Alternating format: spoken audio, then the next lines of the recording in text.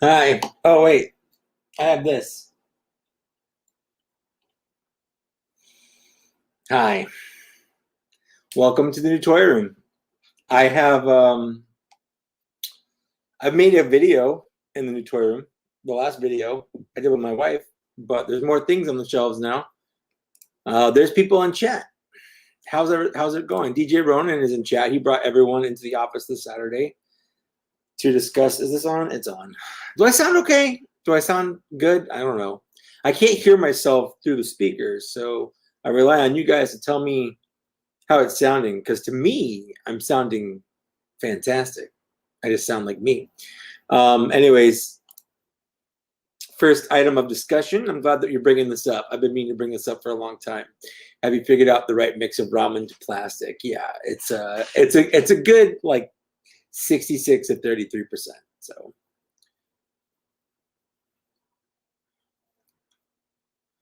And Ionica says waiting suck. Yeah, waiting does suck. I don't know why I did that countdown thing.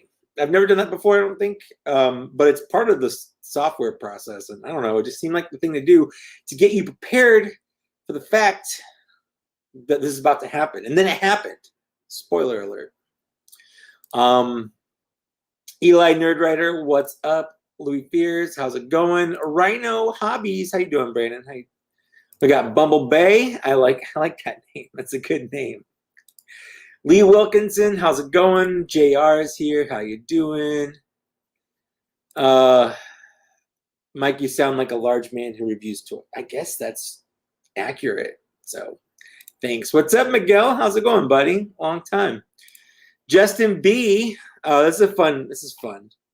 So I will be opening up some toys throughout the stream here, and we'll get into that in a bit.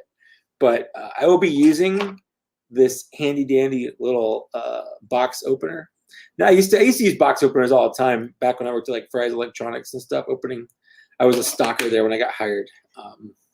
Anyways, Justin sent me this in the mail, and I never recorded a video or anything unboxing it because he sent me the Clone Wars Black Series figures, and I didn't want to wait to record it.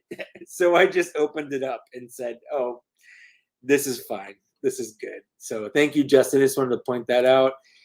Andy, I'm just clicking on everything. Andy, how's it going? Chase is here. I can do this. Jeez. How's it going, Chase? Not much is up. I'm just I'm live streaming. Thomas Wynn, how's it going? Ian Sweeney is a large man watching a large man who will be opening up toys. That's great. Let's just keep it rolling. Let's just do it. What El Sanchez is here. Brian TK6287, how's it going, buddy? Welcome to the party, pal. It's going. Everything's good. I just Eli said, here's a weird thing that I do. Sometimes I'll get a figure before I open it and I watch a review of it. I already bought it. Yeah, so I think I get that, honestly. I really do.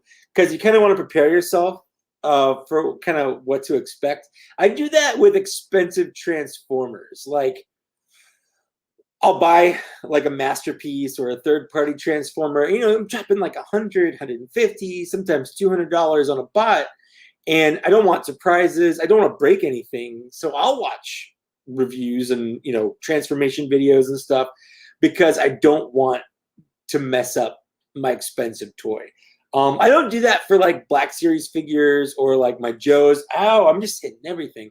Just so you can see, this is my first complete shelf. I did a little video on Instagram about it, but you can see down here I've got my Marvel Legends. These are my X-Men's and a couple of just random, but like there's a Killmonger here from the movie because I really like his character, and there's a Worthy Cap right here. And there's like a Doctor Doom right here. Not really X-Men related, but everything else is pretty X-Men related other than the Spider-Man right here that Papa Gord sent me. I like that Spider-Man. Then I got my G.I. Joes. I just got Flint. He's in the corner. You can't really see him. I could probably move this over. There he is. He's right there. I just got Flint. I'm missing Lady J. She actually should be here tomorrow. And I'm missing just the regular Cobra Infantry Trooper. And somewhere in some box, somewhere is the Baroness. I don't know where. I have to find her. She's in a box somewhere. These are my Mythic Legions right here. I like these. These are fun. They're just kind of, they're all out. I put this one on a flight stand because she has wings, and I like that. Then I got some turts right here. These are NECA movie turts, and these are kind of cartoon turts. And then above that, ooh, there we go. All kinds of stuff. I got just my actual turts up here with different kinds of turts. You can see up here, I've got a Voltron, and then I've got my Triptychon right there. And then I've got some bigger bots right here, some Optimus Primes here. I don't really know what I'm doing with any of the rest of these shelves. Over here, I'm working on my Black Series figures. It takes a long time. I have like 8 or 9 tubs of Black Series figures. So I'm just kind of slowly bringing them up and putting them. I just ordered 6 more of these little risers from Would You Kindly Studios. So I'll wait to get those before I put them all on. Anyways, that's a little. I also have another thing over here. Hold on. I got a thing here and things over here you can't really see either. I also have this right here. We'll have like Power Rangers and other random stuff. This is the weirdest room tour I've ever done because it's lazy, but that's just how I do things. Let's go back to this Clone Command. I saw that you became a member. Thank you so much. It was very nice of you. Also, TK6287 just became a member. Thank you so much. You don't really, just in case I don't push it. I do mention it in my videos. You do get some fun little like emotes, like emojis or whatever, but that's really it. Sometimes I'll occasionally post like a members only thread just saying how much I like you guys. So if you want a random affirmation one day, like that's worth it, but I don't really do anything of it. So don't expect anything if you do it. And I'm not sorry. That's how I roll. It's kind of the same thing on my Patreon. Except for on Patreon, you get like 90 pictures of a figure that I took when I do a figure review. Anyways, so sorry. Hey, Mike, did the customs I sent you ever make it? I know you've been busy moving. I just wanted to make sure they made it. They absolutely did make it, Clone Command. And I actually have them in this box right down here at the bottom of this pile. I'm going to remove you from there. They're right there. That's the box you sent me. This is a box that Would You Kindly Studios sent me, and this is a box that Papa Gord sent me. So eventually I will do an unboxing video of that. But I kind of wanted to wait until I got the room a little bit more built up, I guess. I'm trying to, I have like actual work I have to do. I've got to spend time with my wife, and I want to build the room up, but at the same time, I want to make videos too. So I'm like dividing my time. I've recorded 2 unboxings. As you can see here, for the people that like these, there's 1 more of these little boxes that I have to do with my wife, little snack crates. But I've recorded Geek Fuel, and I've recorded a Zanini box. I think Loot Crate. I think what was it? May's Loot Crate is lost. Unfortunately, it got sent to my old place, and when I went over there to see if they had it, no one knew what it was or where it was. So I have a feeling that it got sent to some like the new tenants living there, and they're like, "Oh, I have no idea what you're talking about." So, unfortunately, May's Loot Crate may not happen. So that is a thing. If people care about that, if you don't, then you don't really care. That's just how it is. Let's see here. We got, so TK, I'm just going through all the people. Night of Ren, how's it going? Sup, I got the NECA McCready from The Thing today, one of the best figures of the year. I've heard a lot of people say that. I have absolutely no interest in it. The Thing's not a movie I super like or care about. But I mean, that's cool. I'm glad you like it, and I'm glad they made it because it does look cool. There's a lot of things that comes with, so that's pretty rad.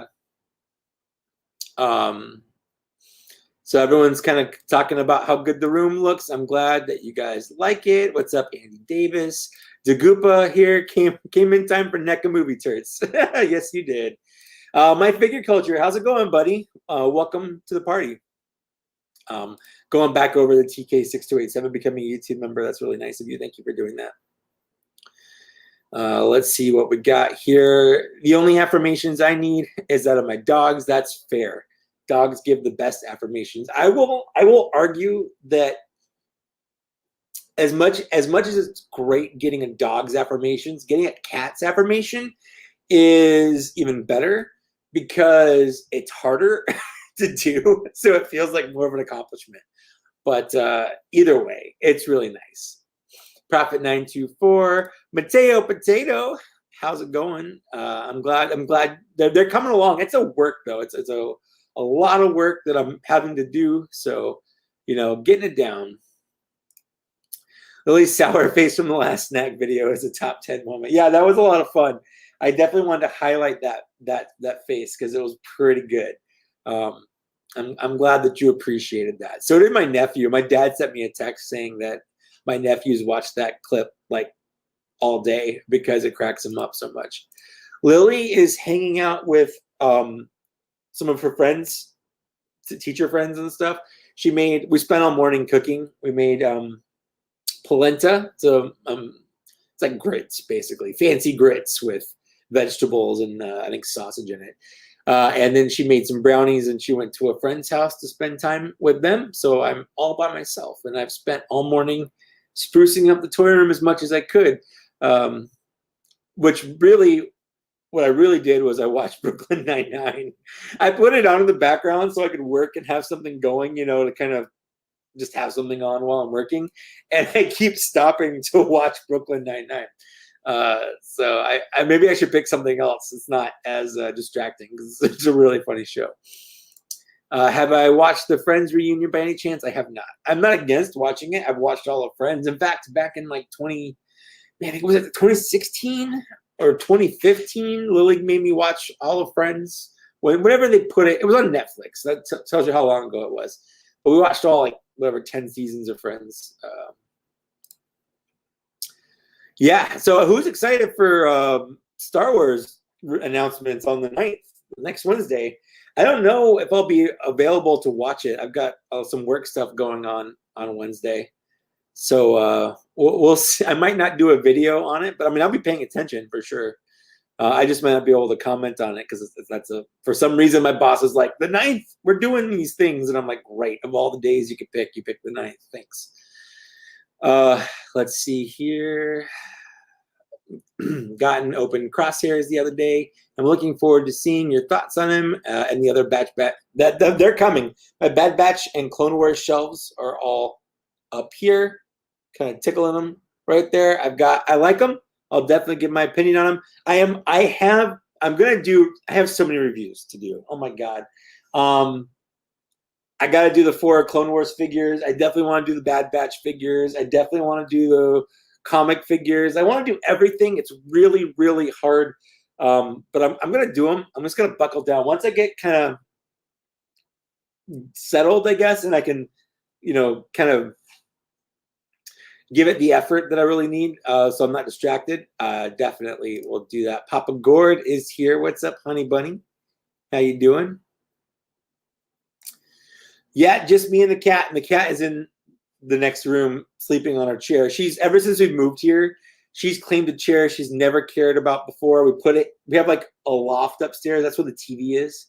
Downstairs is like our library area. It's like bookshelves and fancy couches and stuff like that. So upstairs is like our hang out, watch TV, video game area. And we put a chair up there, and she's claimed it. And that's all she'll curl up there all day and sleep, and then get up, you know, when it's time for us to go to bed. That's how we've been living our lives, basically.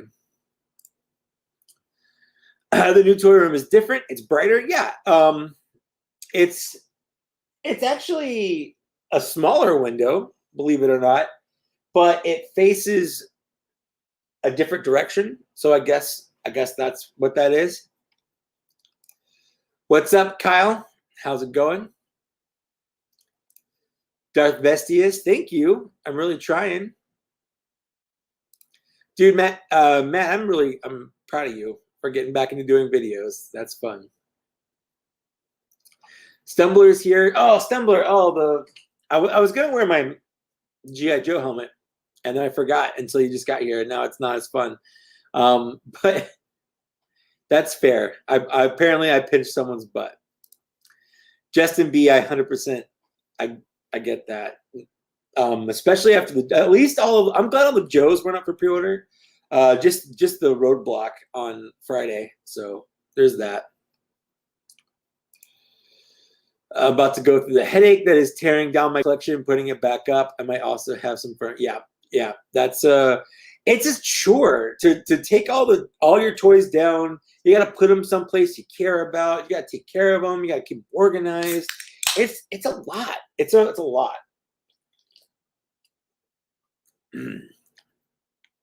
Let's see here. Everyone's saying hi to Papa Gord. That's great. Am I excited about the Commando Snake Eyes? I am, but I'm more excited about Timber. Looks like it sounds like Lily just got home. I can hear the garage door opening. It's like right below the toy room. I am more excited about Timber. I didn't expect them to go that deep into Timber. That's weird. With all the articulation, the alternate head, like that blew me away. I'm super into Timber. The clone. Are words weird? Am I weird? Yes and yes. The Commando Snake Eyes. It's because I'm used to saying Clone Commando or something like that, but the Commando Snake Eyes looks great. I don't know if I like him more than I like the regular Ninja Snake Eyes I've got down here, but I'm definitely going to replace this Timber that I think Murray sent me in a Murray crate. It was either Murray or High, but I think this was Murray. It's going to get replaced by that Timber for sure. So Papa Gord's is high. I love Papa Gord. How great. Can we all just say how great Papa Gord is? I'm not even kidding. Thoughts on the Joe announcements, more exclusives? Yeah, I think at this point, here's the thing, guys. Toys are weird. Toys are hard. Many a toy company have been made and broken over, a line that didn't sell or whatever. If Toys R Us still existed in the United States, all these Cobra Island figures would be Toys R Us exclusive.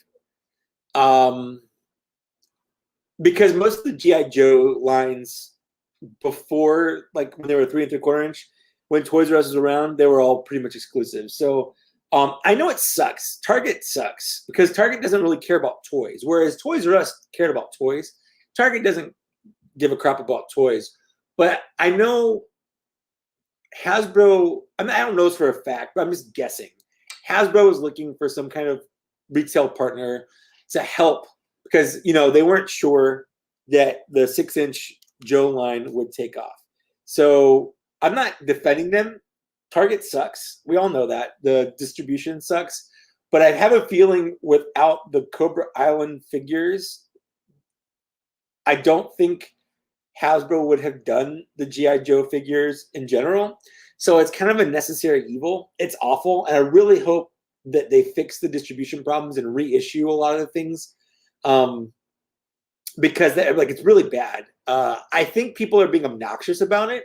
I think you can express your displeasure without being obnoxious about it. I feel like we can strike a balance between being displeased but still enjoying it. Like I'm still enjoying these. I like the ones that I've got. I like most of the ones I have. Can I just actually, you know what? I'm going to take a break from doing. I want to bring up one thing. So we're going to take a pause on my thought there. Hold up.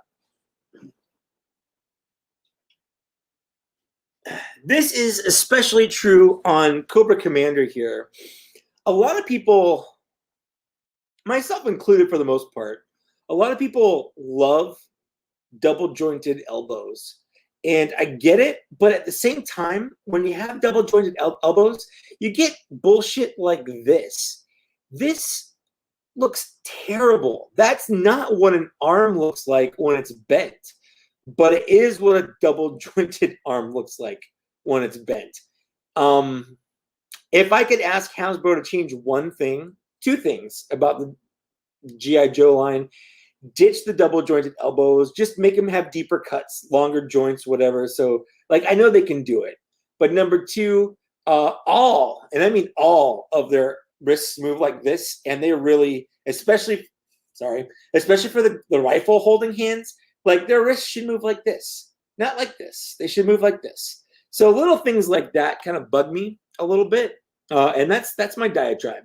Other than that, I really enjoy the 6-inch G.I. Joe line. I know it sucks trying to. It's not fun getting them, especially when you don't have it and you see other people do, and then you see them, scalping them and stuff. Like it's very frustrating. I get it, but I feel like we can all acknowledge that it's frustrating. Express that to Hasbro that it's frustrating, just without being salty and obnoxious about it. Like just tone it down a little bit. Like we get it. It sucks, but calm down.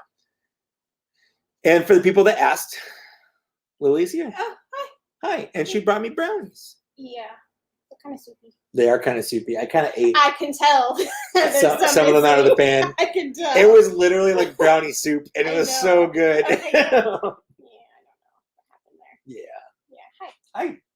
How's Welcome your back. day? It's good. Good. Look at this. Oh, it's so gooey. It's yeah. We're back. Are they, okay, now you're spitting out my brownies. Not on purpose. Okay. Need a napkin? No, I'm just gonna lick it off like a cat. You're strange. Mm-hmm. Am I kissing you now? Yep. Okay. Why? Why are you kissing me? Mm-hmm. Because you love me? I guess that's a good reason. Yep. Okay. All right. Have fun. I'm gonna. Hey. Yeah. Okay. Do that. Okay. Have fun. Okay. Yeah. Did you eat polenta too? No. I just put some of it away. But not all of it? I couldn't fit all of it, and I couldn't find another storage thing, and then I ran out of time. Did he eat a lot of this? No. And leave not enough for dinner? No. I put most of it away, but that was what I couldn't fit in the thing, and I couldn't find anything to put the food away in. Yes, because a bowl and foil does not exist in that household. I ran out of time. That's the real reason. You spent too long eating brownie soup? Maybe. It was really good and warm. Okay. I'm getting back to my show now. Okay. I love you. Yeah. Bye. Bye, everyone. Have fun. Tell them to unpack things. What? Yeah. Anyways, so yeah, it sucks about the exclusives. Is that what I was talking about? The exclusives? I think barbecue looks awesome. I loved barbecue as a kid. Like the mask, the color red, like I loved everything about it. I think Breaker looks really boring, but the Ram looks awesome for sure. So yeah, I'm excited for all the things they announced. I'm not super into the fact that, some of them are exclusive and Target sucks, but hopefully it'll get better. I feel like for the most part, Major Blood, like I had 2 people offer to send them to me and they did. And then I sent one actually to Tony. So you're welcome for the Major Blood. It's cool when we have the collectors helping out collectors. I wouldn't have the Clone Wars figures without other people. I wouldn't have a Major Blood without other people. But I feel like the last couple, they've been getting better. I feel like, I don't know, but hopefully it continues to be good. And Tony.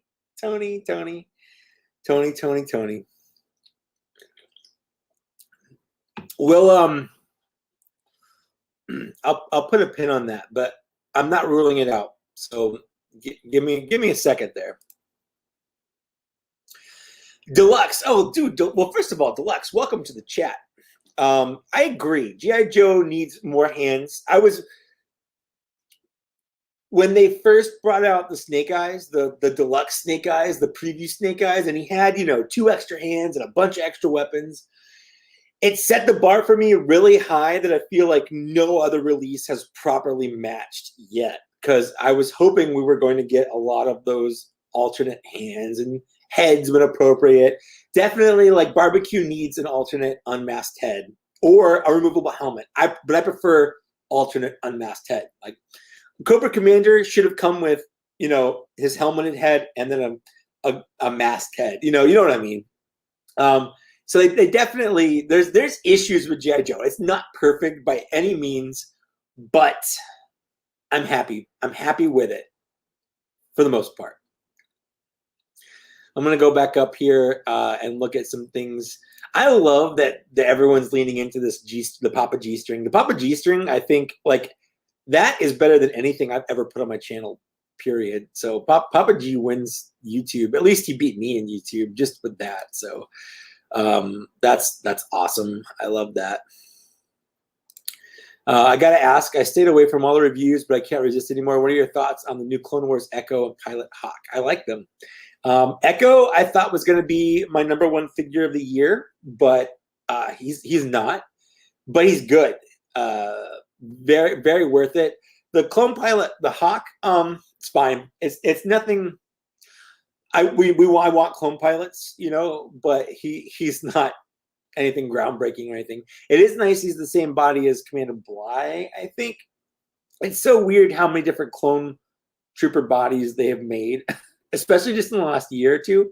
But yeah. Yes, Timber does look sick. I hope he gets better. Amazon Van just pulled. What did you get, Ionicus? I really want to know. Trans Aaron 38. What is up, my dude?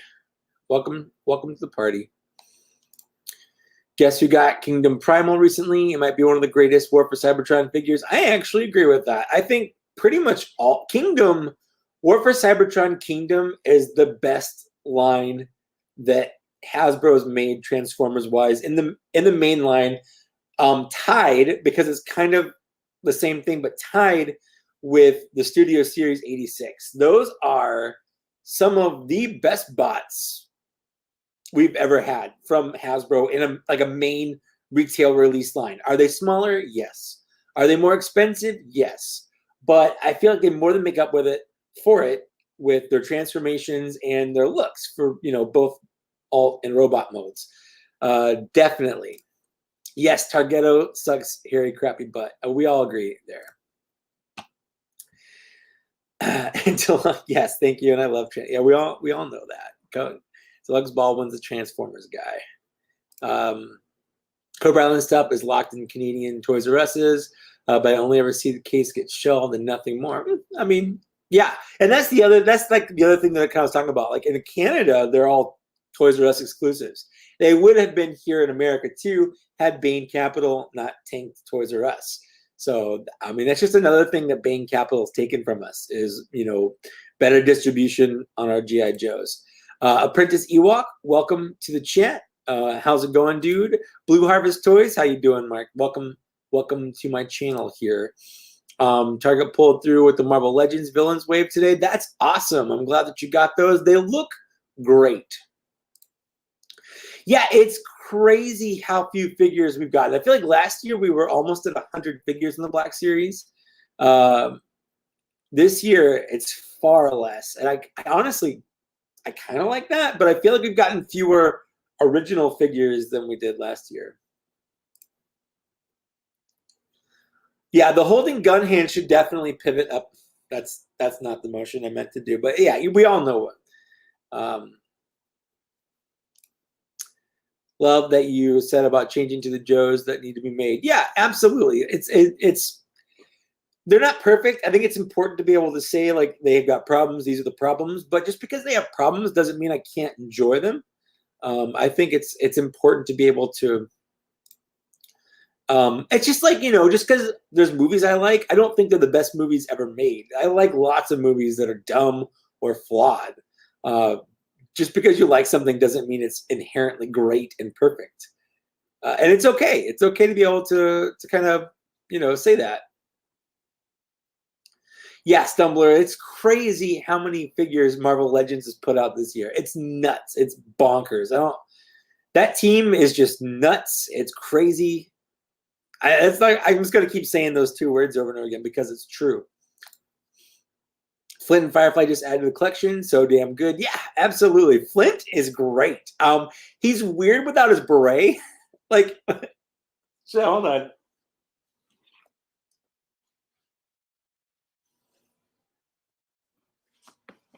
All right.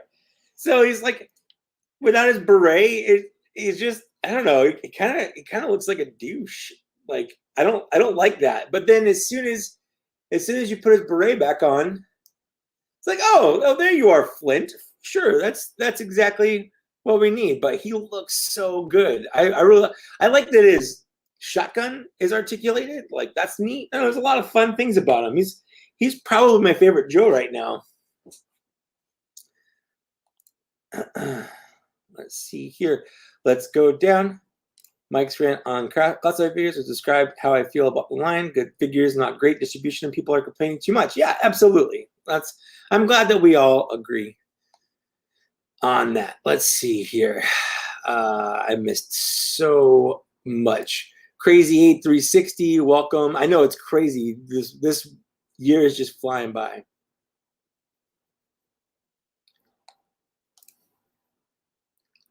Yeah, collectors helping collectors is the best part of this.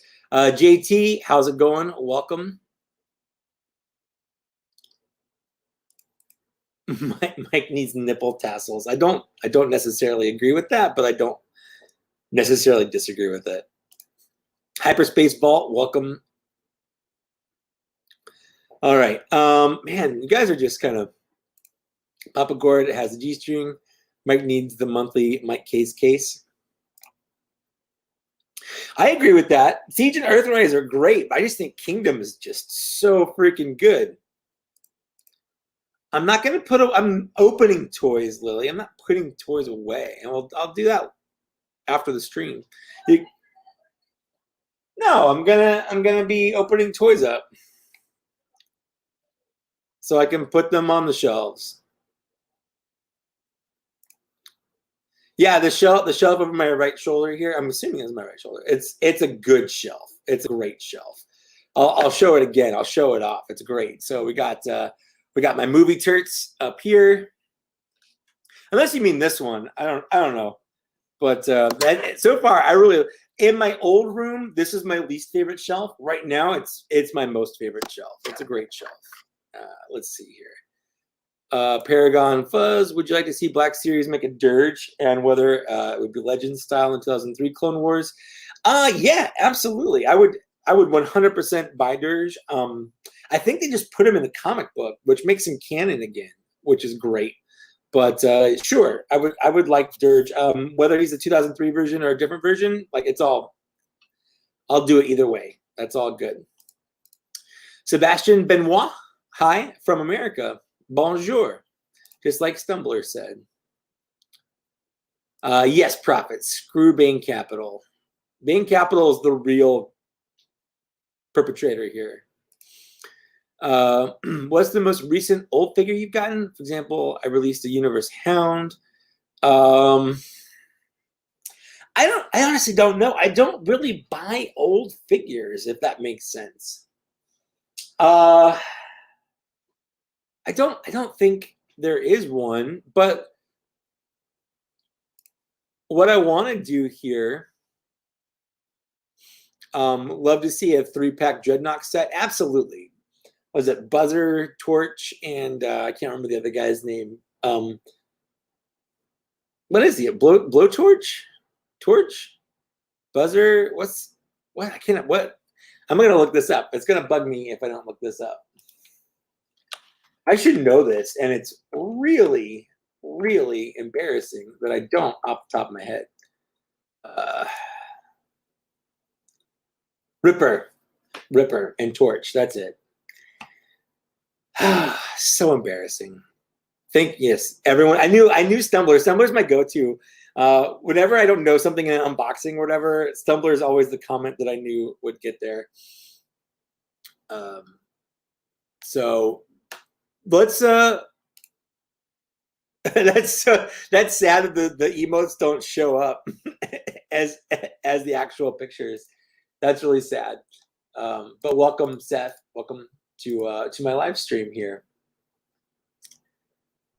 There's a John Wayne Classifieds Flint inspiration. Yeah, pretty much.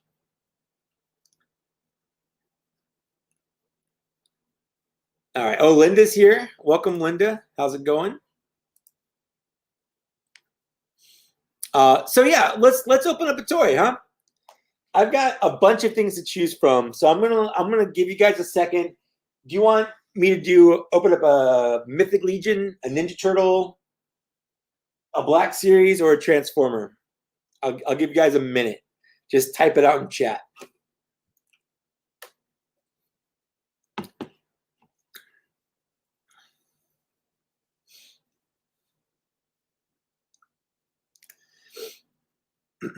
I need a Black Series Super Battle Droid. Yeah, we all need a Black Series Super Battle Droid. I want that and your Droidica. I need all those things.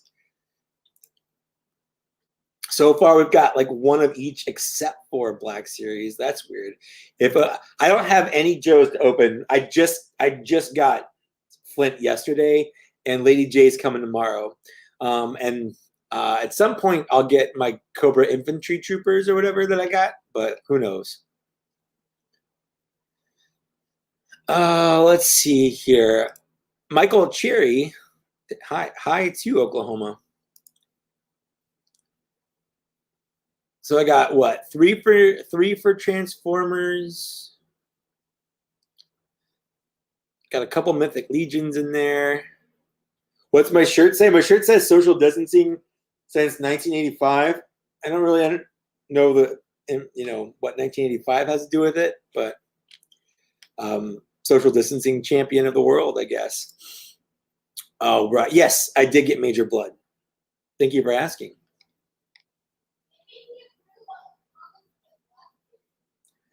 That's really weird.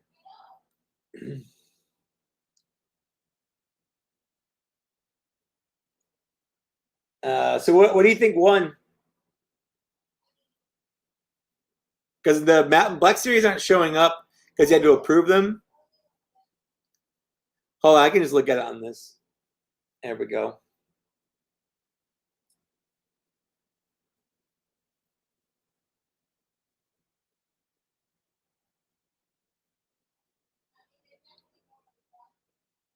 Okay. Well, I'll tell you what. I'll open up a Black Series, open up a Transformer, then I'll open up a Mythic Legion, and then I'll open up a Ninja Turtle in that order. But I've got a lot. So I'm just going to go. We're going to open up this Darth Maul right here. So I got this, but the day we moved, and I want to take pictures of these. I want to review it, but I haven't even opened it yet. So I figured I could we could just do this together. So if you guys haven't gotten these yet, this looks absolutely amazing. I love this. The artwork is great. The side artwork is great. The back artwork is lacking, but the inside artwork is great too. So there's even artwork on the bottom and on this side. Like it's great. So I'm gonna open up this. This is from Justin B. If you're watching, let's see, how do I open this up? I think we'll do the top here.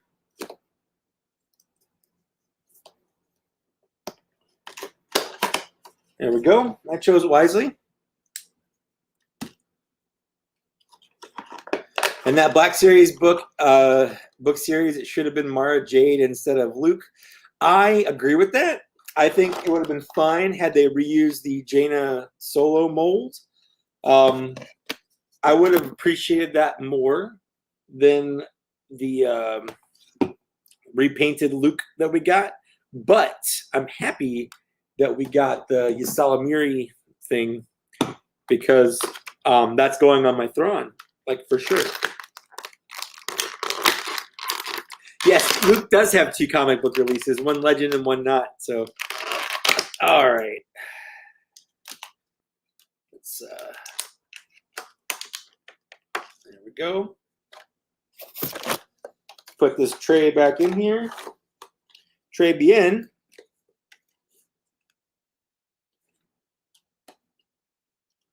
Come on, Darth Maul now. Smile on your brothers. There we go. Okay. So that is a lot shinier than the one that we got with the other Darth Maul. It's also less bendy, which is nice because the other one's super flimsy. But that's not why we're watching this. I kind of agree. I don't think we need another Luke, but whatever. It is what it is. Hasbro only listens to me sometimes when it comes to these, but dang, this is absolutely gorgeous. I definitely think they tweaked his legs. Did I pull out my Darth Maul? Give me 1 sec.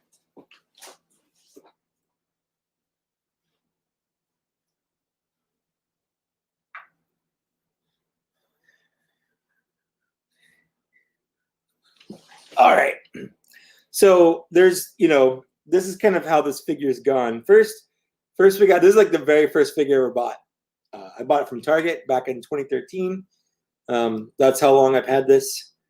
But this is as close as his legs go. They're just kind of out like that. And I have him doing this double-handed pose because he doesn't hold his lightsaber in 2 hands properly because of the way his elbows are kind of molded, I guess.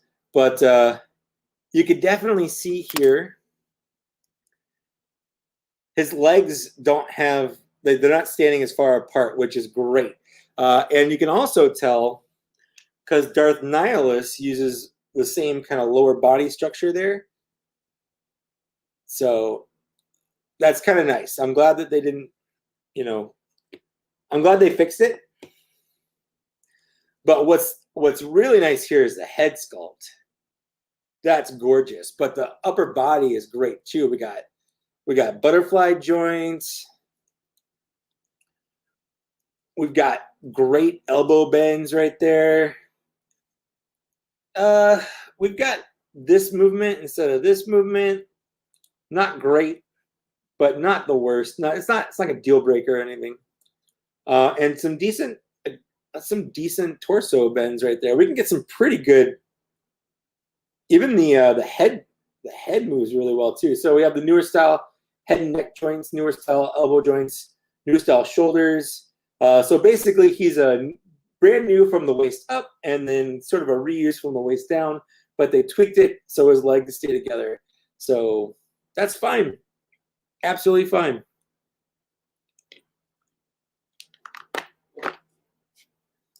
I love a good X joke from Stumbler.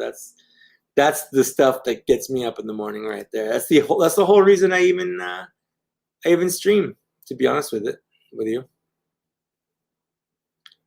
Let's see what I missed. Can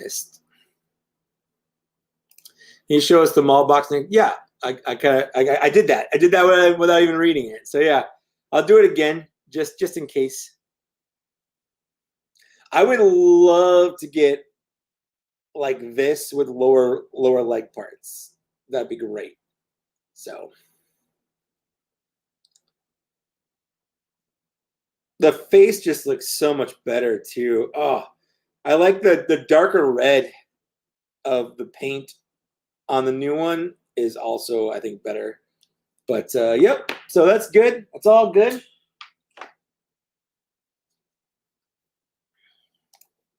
Would you like to see a Ralph McQuarrie concept? Absolutely. The Ralph McQuarrie figures in the 3.75-inch line was some of the best. Okay, so that makes sense, Dave Krell. If they have a new waist piece and it makes the legs better, that definitely makes sense. Yeah, I definitely have a Night Brother coming. I kind of want to buy 2 Night Brothers, but I didn't buy 2 Night Brothers, but I kind of want to buy 2 Night Brothers.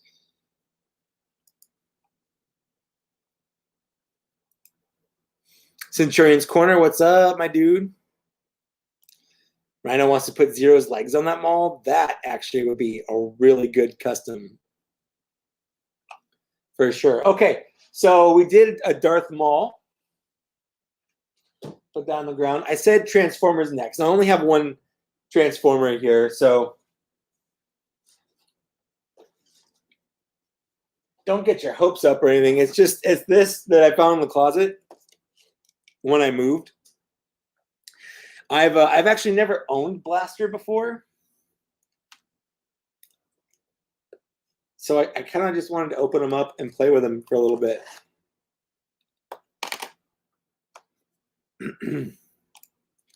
I have a feeling that we'll get a Savage Opress. I don't want to. I don't think we'll get him this year, but I think 2022 is a good bet for that. I think one of the big problems with this figure is he didn't come with any tapes, and that kind of sucks.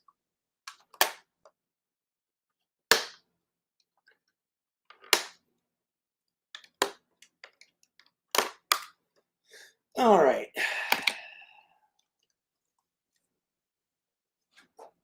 Yeah, I've done so well not getting these little plastic pieces all over the ground, but that's gone now.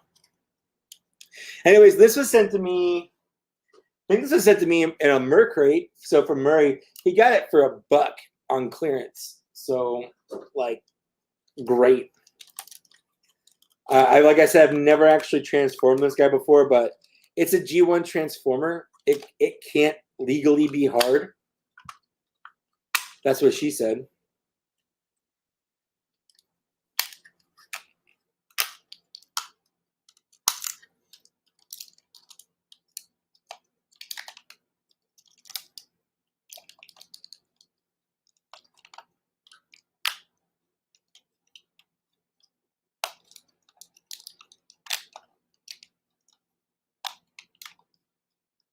Ta-da!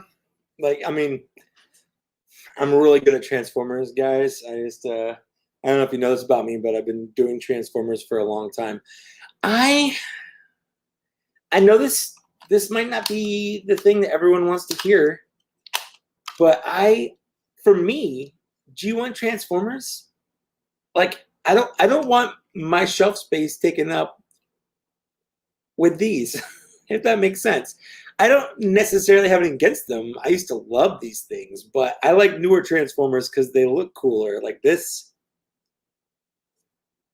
it's 2021. This does not look cool. So, but it is cool to have a G1 Transformer, and it is cool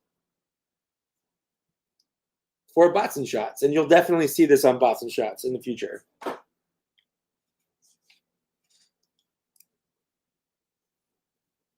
Yeah, I mean, it was definitely on clearance. You got it for $1, so.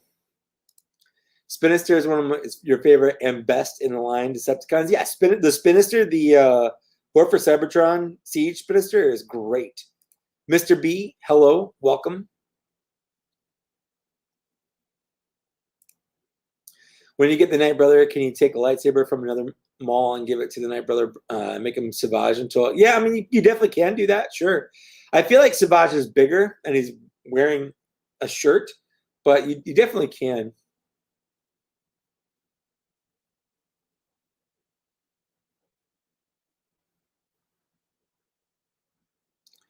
All right, so no, so Zach actually lives further away from me now, which sucks. And Zach's actually moving as well. What?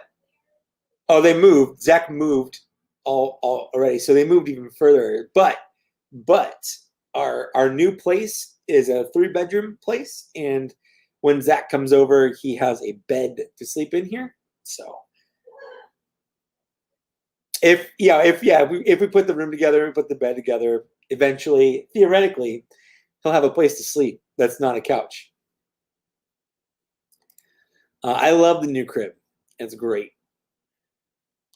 Brad, you haven't missed much. I opened up the Walmart reissued G1 Blaster, and I opened up this amazing Darth Maul from the Legends comic book line. I didn't get him the lightsaber in his hand. Let's do this. Oh no! You see, this is why I want his wrist to be able to move this way so that you can curve the wrist down so you can kind of get it more behind, kind of like a bow staff kind of look. Like his wrist should be able to curve a little bit more to get that looking popular or proper. But I think that looks good. That looks real good.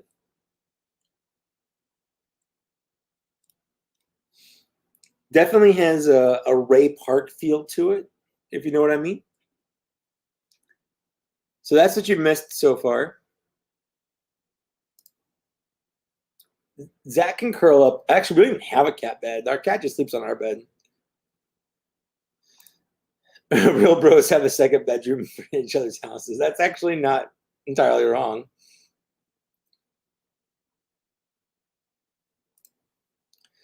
Yeah, I don't know how Hasbro would tackle that. Like, you're right. They definitely could do a shirtless Savage.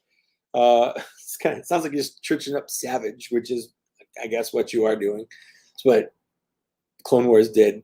But Hasbro has fudged on what, like, the heights of people before. So, I mean, theoretically, they could ignore it, I guess.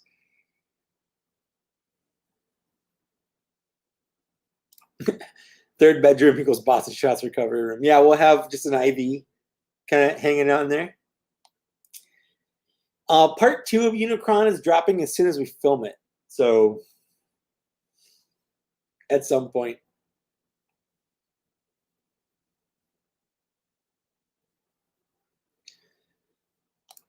All right. Received your Revoltech C-3PO and R2-D2 today. They're okay, but Figure Arts is still my #1 pick. Yeah, actually, the only Figure Arts I own, Star Wars-wise, are R2-D2 and C-3PO, and they're great for sure.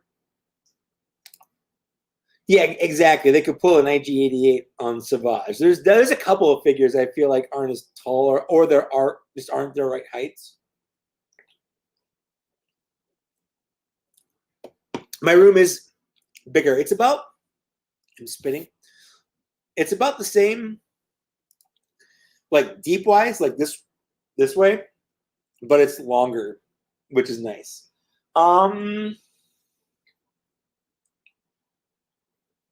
Let's do my one Mythic Legion here. I have had this for over a month, and I haven't opened her yet. And I've got, my Mythic Legions hanging out right here, so I want to put her on the shelf. So this is Mythic Legions. What's her name? Melina. She's essentially an homage to Evil Lyn, without being Evil Lyn. I actually don't need this because they make this collector friendly. There we go. The back just slips off like that. We have a silica gel thing. We're going to toss that here. We have a bunch of goodies. Look at all these goodies right here. We have a cape, which is nice. And then we have the figure. So let's get that out. There's two methods when you get twist ties like this. You can either just cut them or you can untie them. And for some reason, I'm an untier today. Sometimes I'm a cutter, but today I'm just an untier. Here we go. She comes with a sword. This is a nice sword. It's weird because, like, Evil Lyn isn't super known for his sword, but that's a nice sword. Look at that sword.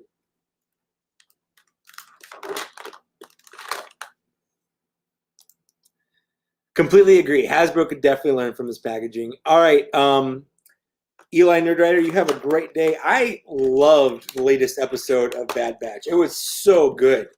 I don't want to do any spoilers or anything, but Bad Batch was fantastic. All right. I know it's a helmet, but it looks like she has a beard. I kind of dig it. What else? What does she come with? I don't even know what she comes with. Let's take a look at her goodies here. The only thing I don't like about their bags of goodies is they're sealed. So, like, they should come in like a resealable bag, like a Ziploc bag, but they don't. So you have to cut it open, which kind of sucks. Like, they make their blister cards resealable, but the baggies with all the accessories are not. It's kind of dumb. So we have a staff. Well, most of the staff there. There it is. This is actually the same staff that comes with the Minotaur. So there's this staff, which is probably what I'll give her because Evil Lyn is a staff person. What else do we got? Here we go. Okay. So they all come with these little belts. These are like weapons belts. That's kind of fun. It's nice. She has shoulder armor. I'll put that on. Actually, I might not put that on because Evil Lynn doesn't really have shoulder armor, but we'll see. This is an adapter if I want to put like wings on her. They all come with stuff like this. So they're all very I don't know, segmented isn't the right word. Modular. That's the right word. Oh, this is her hair. Okay. She comes with a ponytail. I think that goes into the back of that. Prophet, you have a good night. Thanks for stopping by. Do you mean in general Bad Batch has disappointed you, or like the last episode? She comes with a tiny little knife right there. I'm giving it like the whole first season because if even like the Clone Wars, the Rebels, neither of those, if you just take the first half of the first season on both of those series, I would have written those series off. They're not great. So you definitely, for me, the Bad Batch has earned leeway in that matter. But also, actually, I would say I like Bad Batch better than I liked both Rebels and Clone Wars at this point.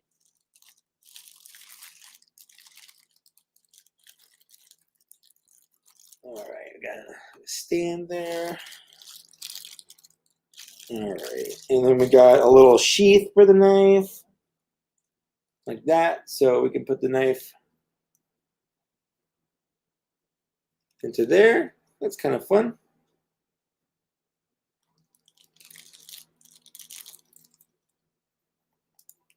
Oh, thank you. Yeah, I'm still working on where it goes, but for sure. I wish everyone had that too. All right, so this is, she has an alternate head. So if you want her to not have like that, you can have her with like a completely masked head. But we're going to put her ponytail on here.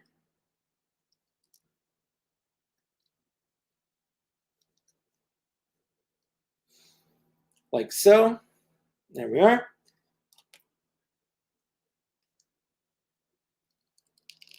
Her head keeps wanting to pop off. We're going to put on her shoulder.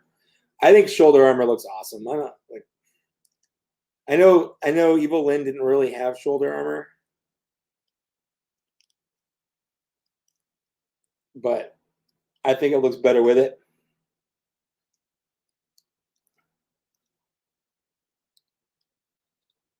There we go.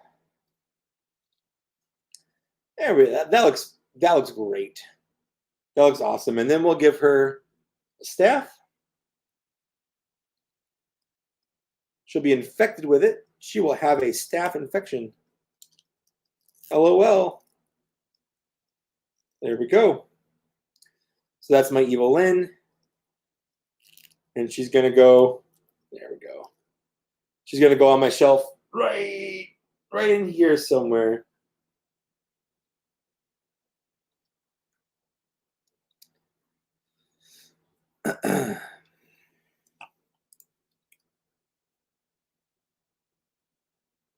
From what I have understood, isn't the Bad Batch going to be one season? I thought it was just a 16-episode limited series. I haven't heard that. I haven't heard it either way. I haven't heard it's going to be a full series. I haven't heard it's just going to be one season. I mean, it definitely has a finite amount of story they can tell, but if they wanted to, I feel like they could definitely milk it.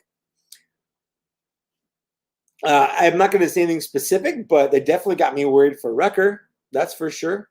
Also, the Bad Batch isn't ever mentioned anywhere else in Star Wars, so it could be, that there's just the one series, and we'll find out what happens. They close their story up. But also, I said that about Ahsoka. Like, oh, how could Anakin Skywalker have an apprentice? I said this when the movie came out, like the Clone Wars movie. I'm like, how does Anakin Skywalker have an apprentice we've never heard of? How come she's not in anything else? And now she's in everything.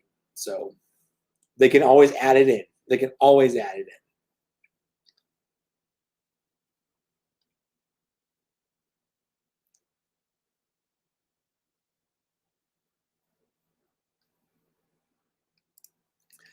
Omega is like a low-cost Ahsoka. I mean, I guess kind of.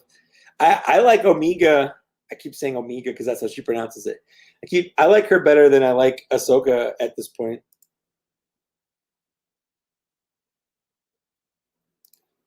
Put the ponytail on the crotch. No, I don't think I will. Oh no, I like what they're doing with Wrecker. It's got me a little worried. That's all. I'm worried for my boy Wrecker. I can't wait to get the figure of him. That's for sure. Okay, so let's get some things out of the way. This guy. Let's open up some turtles. I bought these a month ago before I moved, and I never opened them up.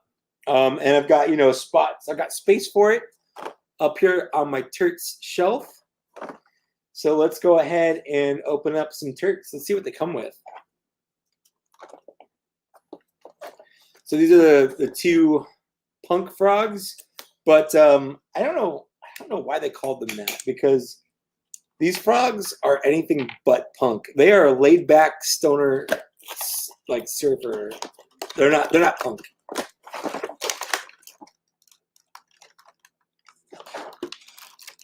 Oh, we got a lot of stuff here. Check this out. So this is Genghis, Rasputin, and Genghis. And I honestly have no idea who is who. The frogs, I never had any like as a kid. So I don't. There wasn't like a thing that I cared about super much, but I like them, and I like that they're named after like warlords. The turtles are named after Renaissance painters. The frogs are named after warlords. So why not? Some of this stuff, like I've got no idea what this is. No idea. What are the other two frogs? Because it's four of the frogs, just like there's four turtles. It's like you got Rasputin. I think it's Napoleon, and is it Attila? I think. Got some like trick arrows. I'm guessing Rasputin is the one on the left because that is the side his name was on. So I think these are Rasputin's arrows.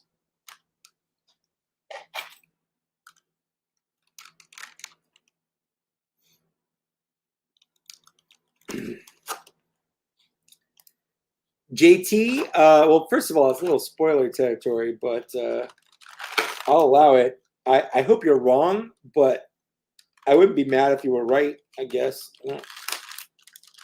So it is a little predictable, but sure.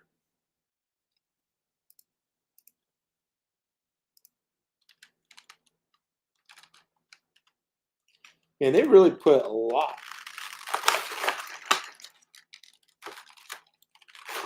A lot of these little ties on here. Come on. Come on, you can do it. There we go.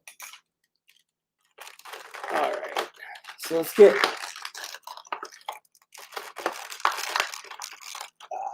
Rasputin out of his prison. There we go.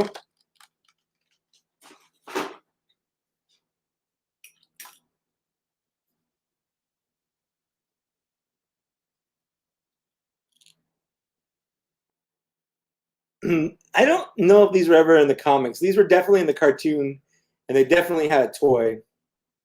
So that is, I believe, Rasputin. He definitely, like I'm saying, he's not dressed like a punk. Like, this is not what a punk dresses like.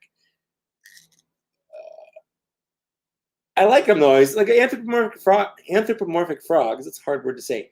Anthropomorphic frogs are fun. Definitely need to... NECA is notorious for breaking.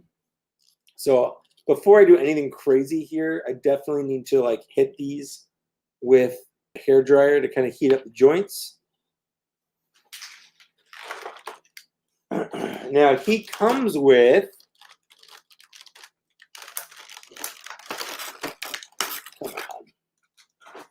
a slightly alternate head.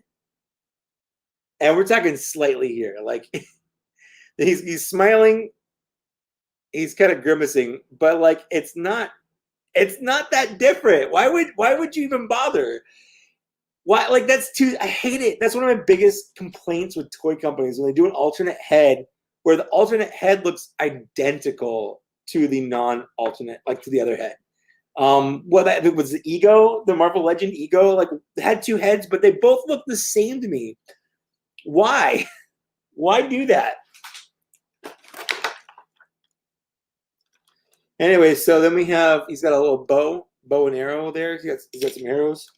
He comes with, these are actually my favorite parts of these multi-packs, is all these little things they come with. He comes with a little unmutated frog. That's fun. That's pretty cute. So it's him, but, you know, unmutated. And then he comes with a turtle communicator. Like that. And that's fun, too. So let's do, what is this one? Genghis Bonafrog? No, that's Napoleon Bonafrog. Oh, Genghis Khan. But I don't know. I don't think you can turn that into a frog pun.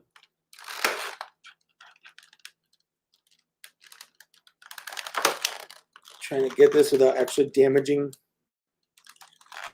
the toy. There we go.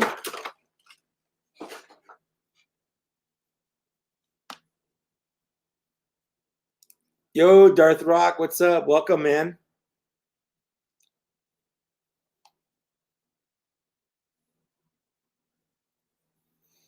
Yeah, so then we got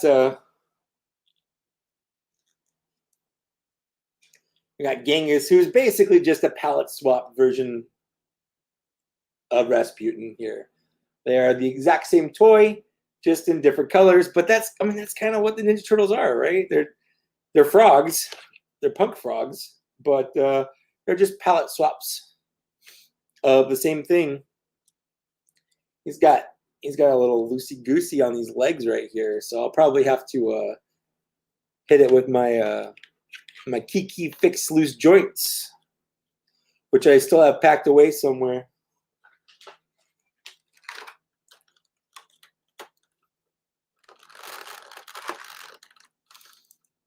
Yes, they are definitely going to do the other two frogs for sure.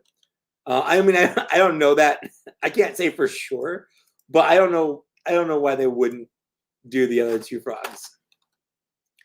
So he comes with a battle axe, which is his weapon. He comes with a couple extra things here too. Let me get these out.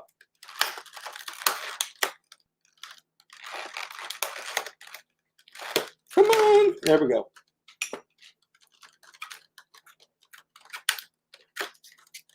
All right, so he also has an alternate head.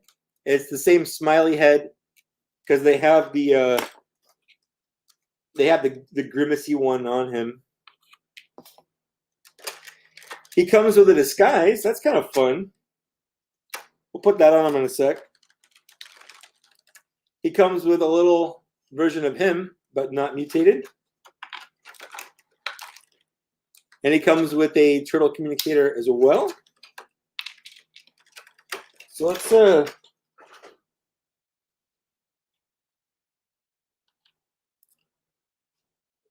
it go? Here it is. No, I'm just dropping everything. Come on. There it goes. So that's what it looks like with his disguise on. You can barely tell that he's a frog. Yeah. I'm not entirely sure. Does this go? Is this a thing? Like I don't really know what this is.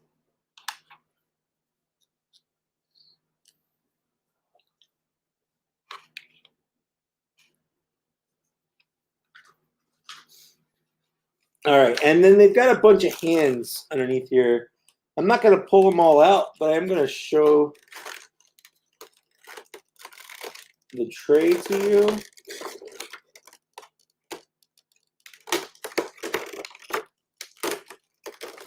There we go.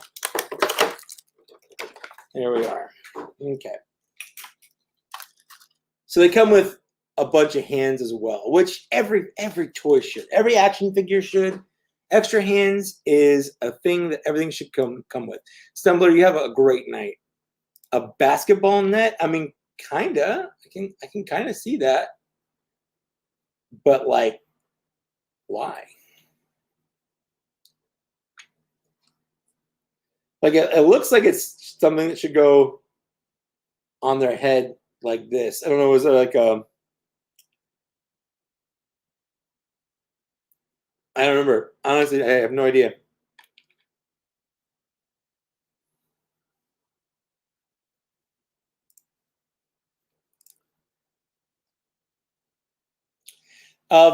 Victor Vader, I absolutely will do a room tour. Thank you for wanting one. Once I get everything set up, that's the first video I'll make is a room tour. I promise. That's a great question, Albert. Where does NECA fall on my list of favorite manufacturers? I think I want them to be higher. They're a little pricier, but they come with more stuff. But they definitely have a problem with fragile figures. That's a huge issue, especially because of their price. So I would probably put Hasbro higher just because I feel like, I mean, Hasbro's a bigger company just in general. They got a lot more stuff going on. They've been in the game a lot longer. So it's not really fair because they also don't just focus on like toys that I like. They've got board games. They've got, there's a lot of stuff going on there. They've got a lot of fires and a lot of pots, or however that phrase works. So you're putting up a huge company like Hasbro against a smaller company like NECA. But yeah, I think Hasbro is probably my favorite just because they do a lot of my favorite stuff. But I definitely think they're a lot more corporate than the others. So there's not one good one. Super 7's fine too. I mean, it's fine. They all have their problems. Rye, what's up, dude? How's it going? We've been enjoying the Bat Batch. Yeah, that batch is great. Ryan Clark, howdy. How you doing?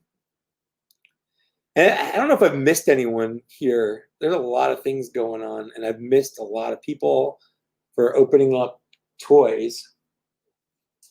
Let's open up another Black Series.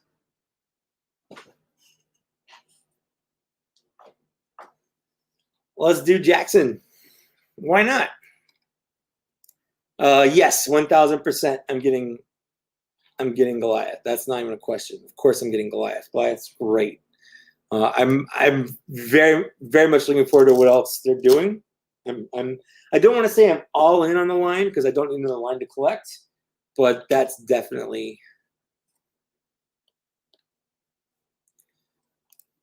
Ryan, that's a great question. It's definitely an issue. Although we all know that Monopoly is like the worst game, but it was designed to be.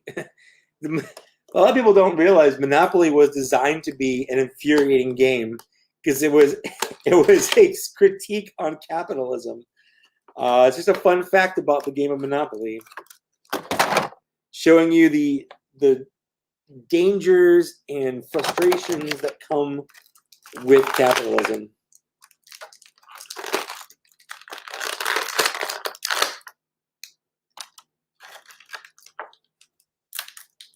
All right.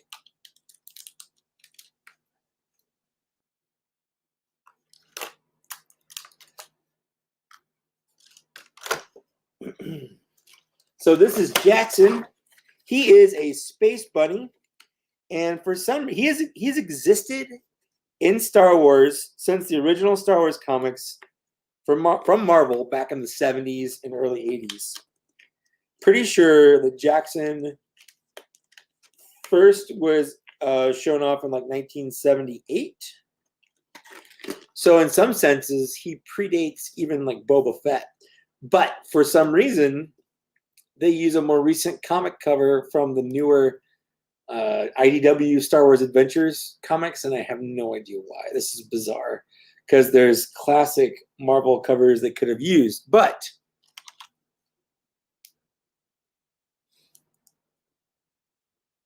let's take a look here. So this is famously, he is kit bashed. He is mostly a Luke Skywalker, or two different Luke Skywalkers.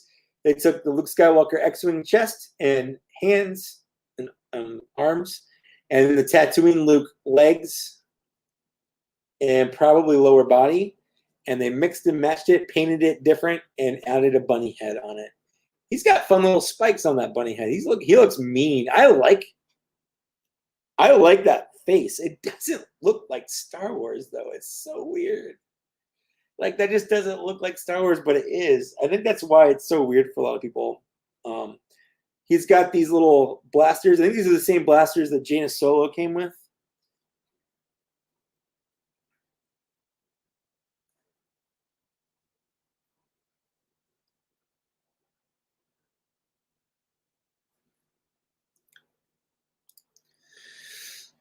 So here's the thing. There's a backstory and character development episodes, and then there's filler episodes.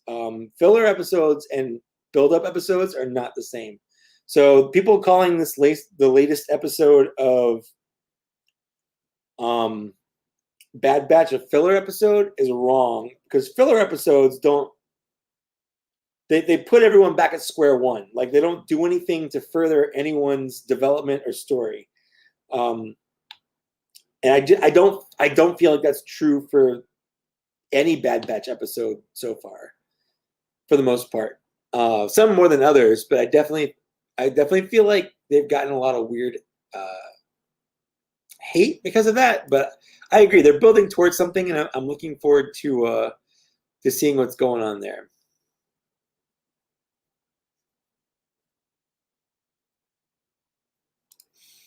He uses Luke's parts better than Luke did. That's pretty accurate.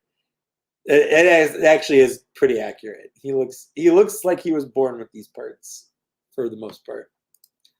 You know, TBS is mostly for realistic figures, but Jackson would have been better in his cartoon version. Yeah, I don't know. He doesn't look like he doesn't fit in, but he doesn't necessarily not stand out. I guess I don't know how else to say that. He stands out, but he doesn't stand out egregiously so. I do like that bunny face though. I like that face. That's a dumb ass bunny face. And we got a little bunny butt right there. Yeah, it's good. I think there was in one of the episodes of Clone Wars. It's the one where they're on the Void Planet with the droids. There's a skeleton that looks like Jackson's skeleton. So people were saying like, "Oh, Jackson's canon now, and he's dead," because there's a dead thing wearing this, and it's a skull, but it definitely looks like it could be a bunny skull.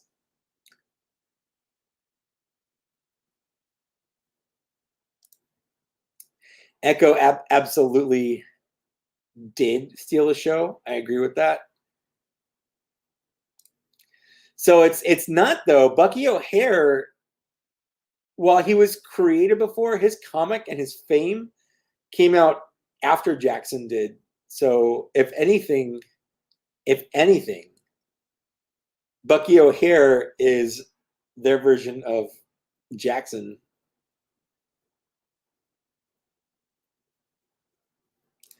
Yeah, that's pretty much it. He's going to be a fun background alien character on the shelf. That's basically it. But yeah, Echo definitely stole the show. Is there an Echo in here? Yeah, there is. It's me.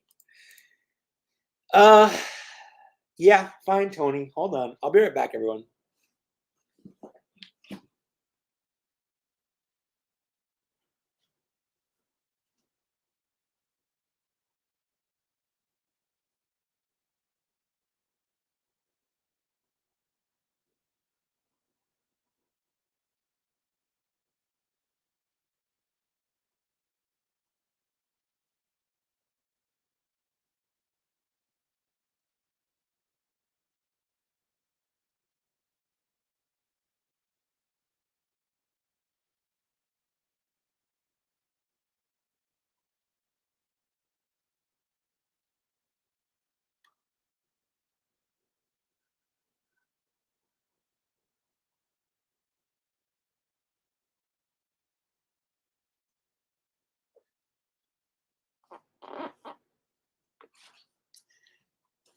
There we go.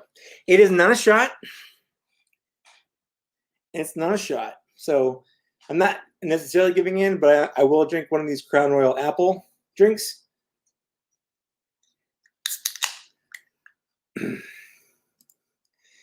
Anything after noon is fair game in my book. Ooh. Ooh, that's good. Oh, yeah. Yum. So it's basically Crown Apple with some kind of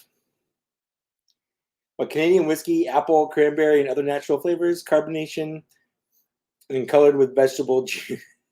Super good for you. So good. Actually, it is. It actually is really good. That sounds delicious.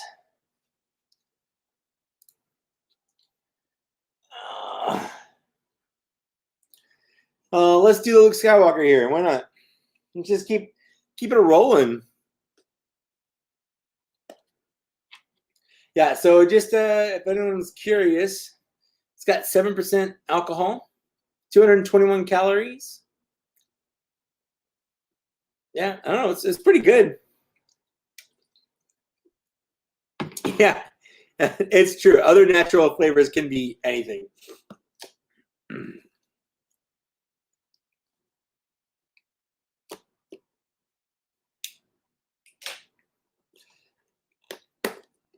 All right. This was one of the ones I was least looking forward to. I did buy an extra Bespin loop for cheap so I could steal his belt. Because I feel like this guy needs a belt. Like, he needs a belt. David Smith made it. Welcome to the party.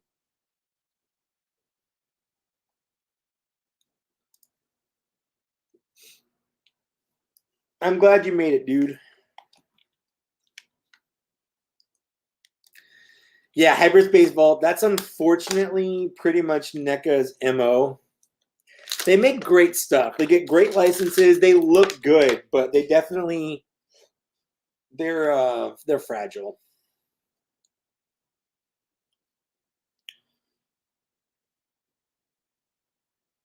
All right, so we have the heir to the Empire, Luke Skywalker here, which yes and no, yes and no. He doesn't necessarily look like the heir to the Empire, Luke Skywalker, but he doesn't not look like it. It's really kind of weird, but that's him with the. So this little guy, if you don't know what this is, this little Ysalamiri, they put out force bubbles, and they can negate the force. And you had to have one around a clone of a Jedi. I think this is right, but you had to have one around the clone of a Jedi because they would go crazy, I guess. So they put these around them to make them not go crazy, but then also Thrawn wore one to basically make it so the Jedi couldn't, Luke Skywalker couldn't have an advantage over him. So I bought that to give to Thrawn for sure.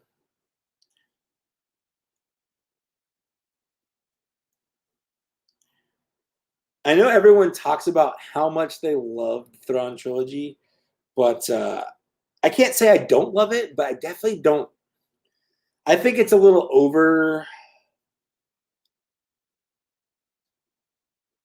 overplayed, I guess. I don't know. It's overhyped. Like, it's not bad, but it's not as great as everyone says. Yeah, that looks good. The thing about this mold is this is a fantastic mold. This was, I think, my number 1 or number 2 figure last year.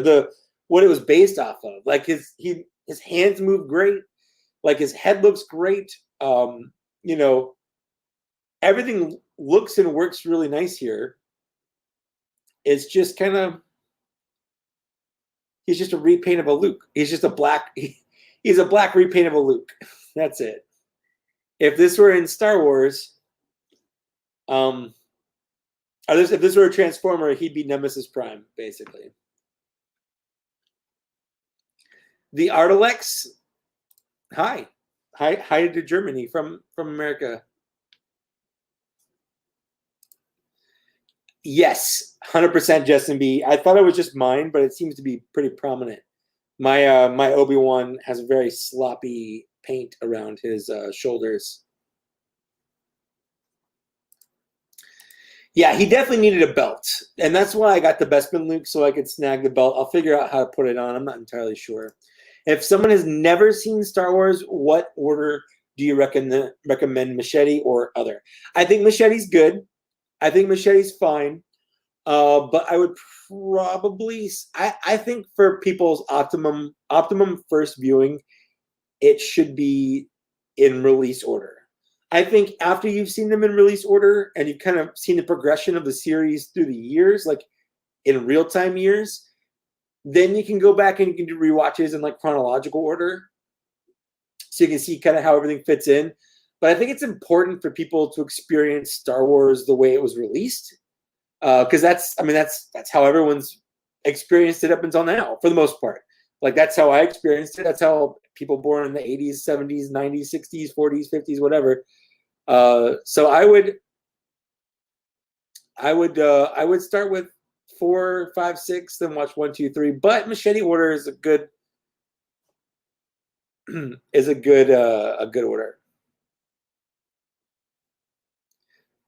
Now, order of release is 4, 5, 6, then 1, 2, 3, and then I would do 7, 8, 9. I know you're not the biggest fan of the sequels. That's fine. No, I don't think anyone has to like something. Like you can still be a Star Wars fan and not like the sequels. That's fine. But I do. Born in the 70s. Now I'm straight. I'm not saying you were born in the 70s. I'm just saying there are people. I was born in 82. I was almost born in the 70s. I remember growing up thinking the 70s happened so long ago. Because when you're a kid, like, anything before you're born, no matter even if it's just a year, is forever.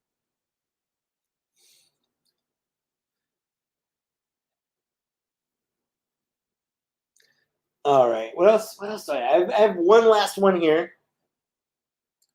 We've got Carnor Jax. I did not swap Anakin's head. It's not anything I really super care about, but I'll get into that when I review the figures. So Carnor Jax, this guy right here, I don't know any. I've never read Crimson Empire, like the comic. I think it was a comic book series. I've never read them. I don't know anything about the characters, but like as soon as they said, "Oh, we're releasing Carnor Jax," and I did a Google search for Carnor Jax, and I'm like, those guys look nothing alike. That was my first thought. Was this looks nothing like what I'm seeing? What's happening here? And then other fans are like, "That's not Carnor Jax. That's Kir Kanos or whatever his name is." And I'm just using that voice to denote that wasn't me, but I guess it was a little. Anyways, so he's really, this is Kir Kanos. They swapped him and they didn't fix the name, and so they got it wrong. They admitted they got it wrong. Oh yeah, his cape is fancy. So basically, all they did here. I know there isn't much. This is just an Imperial Royal Guard. That's it. It's just an Imperial Royal Guard, which we've had before. He comes with a different weapon, and his cape is resplendent. Look at this thing.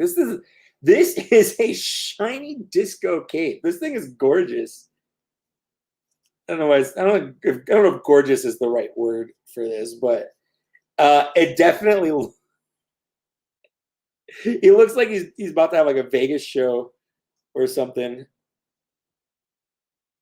But yeah, it's his helmet isn't right. The cape is, I guess, but his helmet isn't right, and I don't know, like it's fine. I don't care about the figures anyway. I honestly just see this as like, oh, another Imperial Royal Guard. Why not? Like I'm good with that. If I can get this in his hands.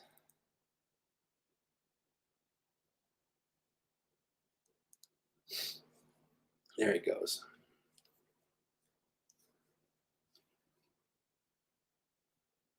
Yeah. So it's good. It's pretty good. I do like the armor. Like this is what the regular Imperial Royal Guard looks like underneath. So they didn't do anything. Like same head, same armor, just a different cloak and a different weapon. Yeah, definitely Lando wants this cape. This is a fancy ass cape for sure.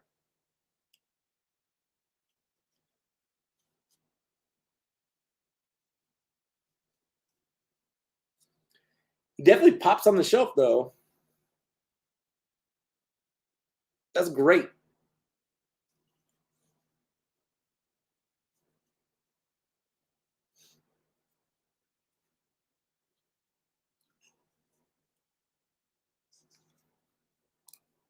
Are they going to make an ATST for the 6 inches? I hope so. I don't think so, but I hope so. Yeah, that's true, Alexis. They really do have to release Carnor Jax with Kier Canos' name.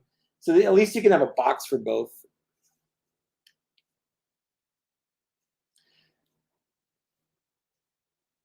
Mine still has a little bit of a rubbery leg issue, but it's not egregious. It's not bad.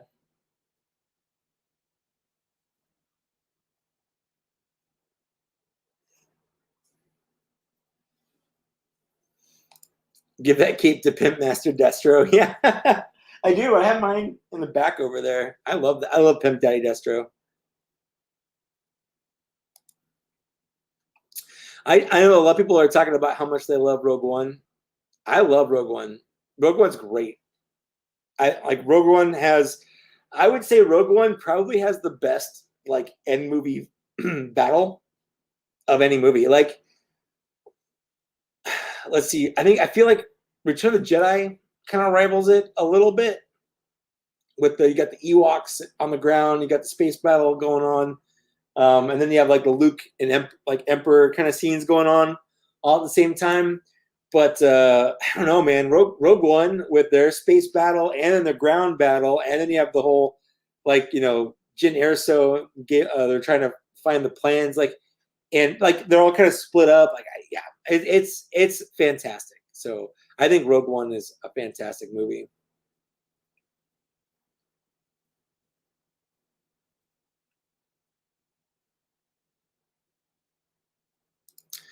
Do you think they're going to release a Starkiller Gaming Greats or some Republic? I hope so. I have no idea, but I definitely feel like they should. I mean, we could. You could just hey, you can't tell by the way I use my walk. I'm a woman's man. No time to talk. Like that. Got a little disco going on. Night fever, night fever.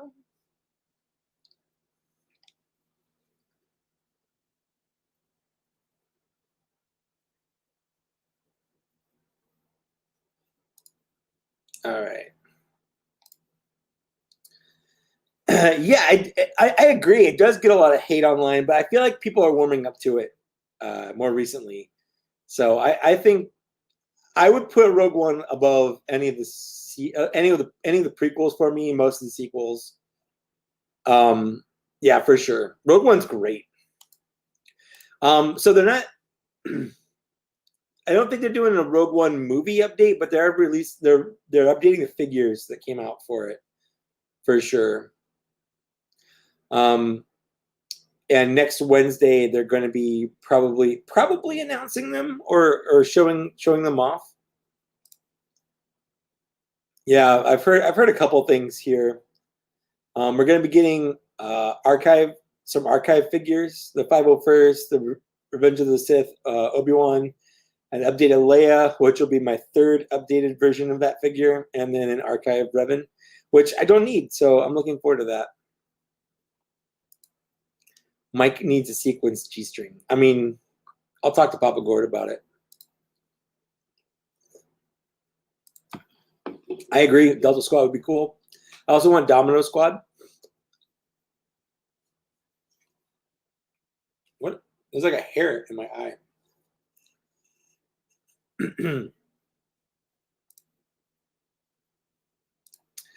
Oh, dude, a little falsetto, and you know, it is what it is.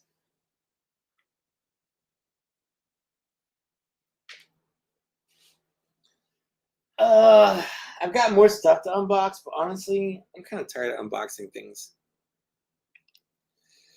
Which sequel prequel is the worst and why? I don't think. I mean, it's all very personal. For me, right now, and this changes all the time. I think The Force Awakens is probably my least favorite of the sequel trilogy. And The Phantom Menace is easily my least favorite prequel movie.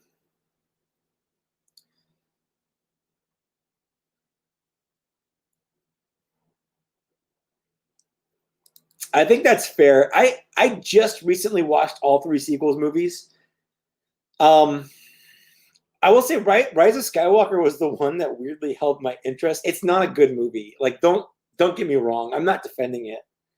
I think it's got pacing issues all over the place. It's got issues in general, but at the very least,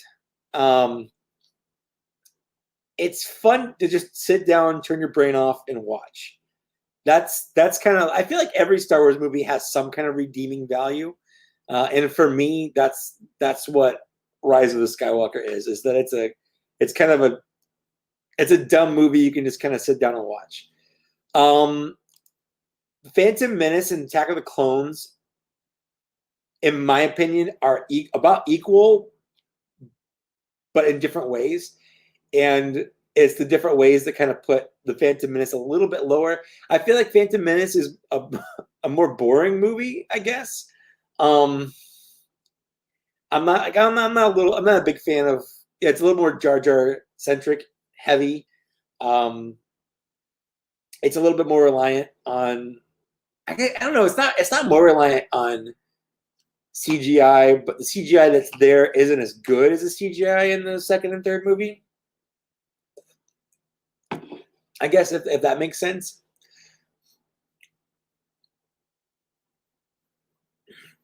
I feel like the extended sequences of politics in there, and I'm not talking about politics like, oh, I have to bring politics into it. Like, no, I'm talking about like they're actually talking about trade negotiations and votes of no confidence. Like, that's not fun to watch. At least it wasn't when I was a kid. Now I'm like, ooh, political intrigue. Yeah, let's get into some political intrigue. But like when I was a kid, I guess it came out when I was a junior in high school, and I felt like I was simultaneously too old and not old enough to enjoy it, even though I think I saw it in theaters like 10 times because I was obsessed with anything Star Wars at the time. You couldn't tell me anything Star Wars was bad when I was in high school because Star Wars was my life.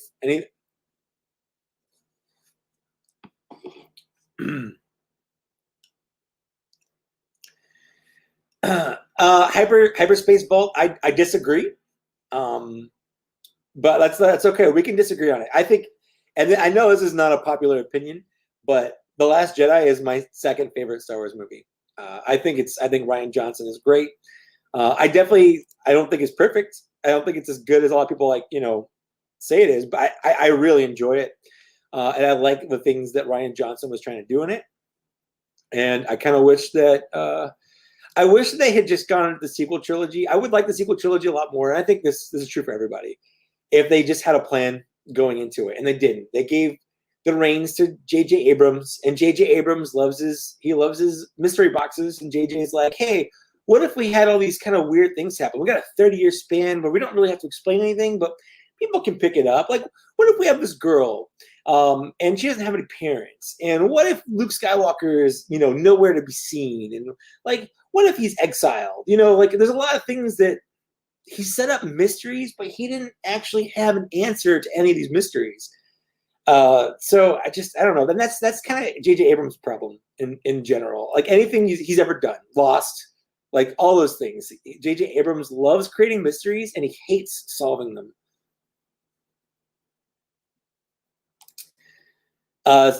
Dude, I mean, Saw's great, but I would love a two tubes for sure. We definitely need Bodhi Rook though.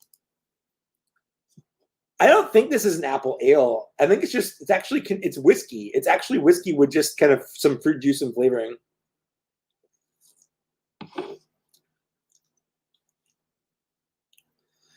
That Attack of the Clones does have too much CGI, but I feel like the CGI it does have is better than the Phantom Menace's CGI, with the exception of like that weird scene where Anakin's like trying to ride on one of those animals and he's clearly CGI and he looks terrible.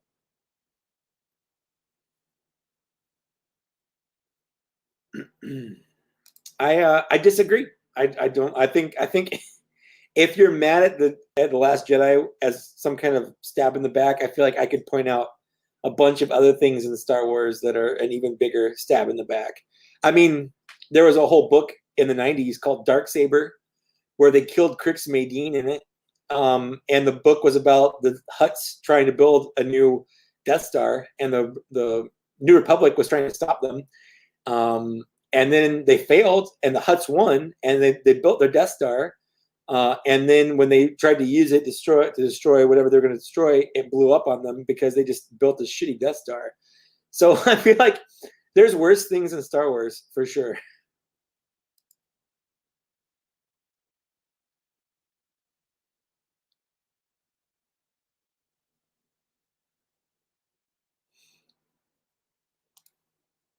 That's true. TPM did use more on location shots. Like I agree. I agree. Like I feel like the Phantom Menace used more practical effects than any of the other prequels movies. That's a fact. Like there's a couple scenes in Attack of the Clones where they're in like the Jedi Temple, and you're like, this whole hallway just doesn't look like a real hallway. Like they're clearly just standing against like a green screen, and that's green screened in. And it just, because back in the early thousands, late 90s, CGI was a new cool thing. Like everything was going to be CGI, and it looks super great. And the problem is only some of them have like really aged well. Like I feel like for the most part, Lord of the Rings has aged well, with the exception of a couple scenes, because they did a good job of mixing practical effects and CGI. Same thing with Jurassic Park. Like not every dinosaur in there is CGI. They did a good job of mixing practical effects with CGI. And I feel like those have aged well, whereas things that are purely CGI have not aged well. I mean, it's all good, Artalax. There's I mean, if everyone's gonna have their own opinion, like you don't have to like Last Jedi. But I feel like there's a line that you should draw if you're like, you're not a real fan if you like The Last Jedi or whatever. Like, there's worse things in the world than someone making a movie you don't really like. That's just, it's not that big of a deal. I happen to like it.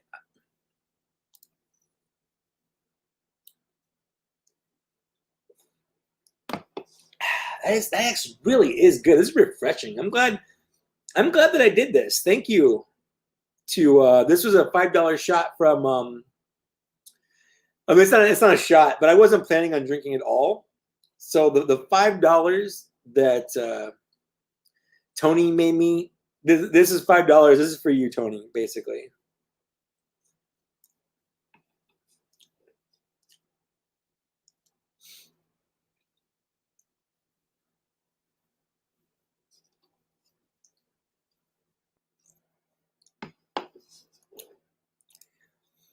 He didn't at first, but he recanted a lot of his negative reactions to it. And if you think he did that because Disney made him or whatever, then you don't know Mark Hamill. He wouldn't do that.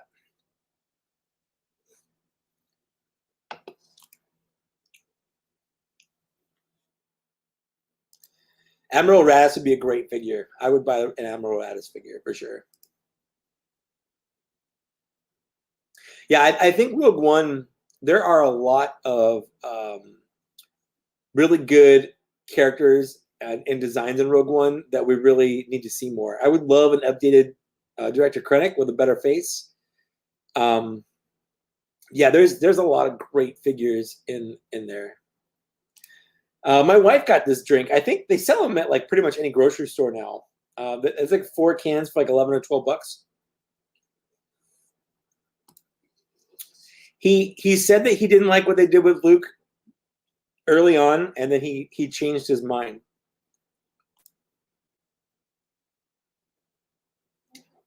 Sure.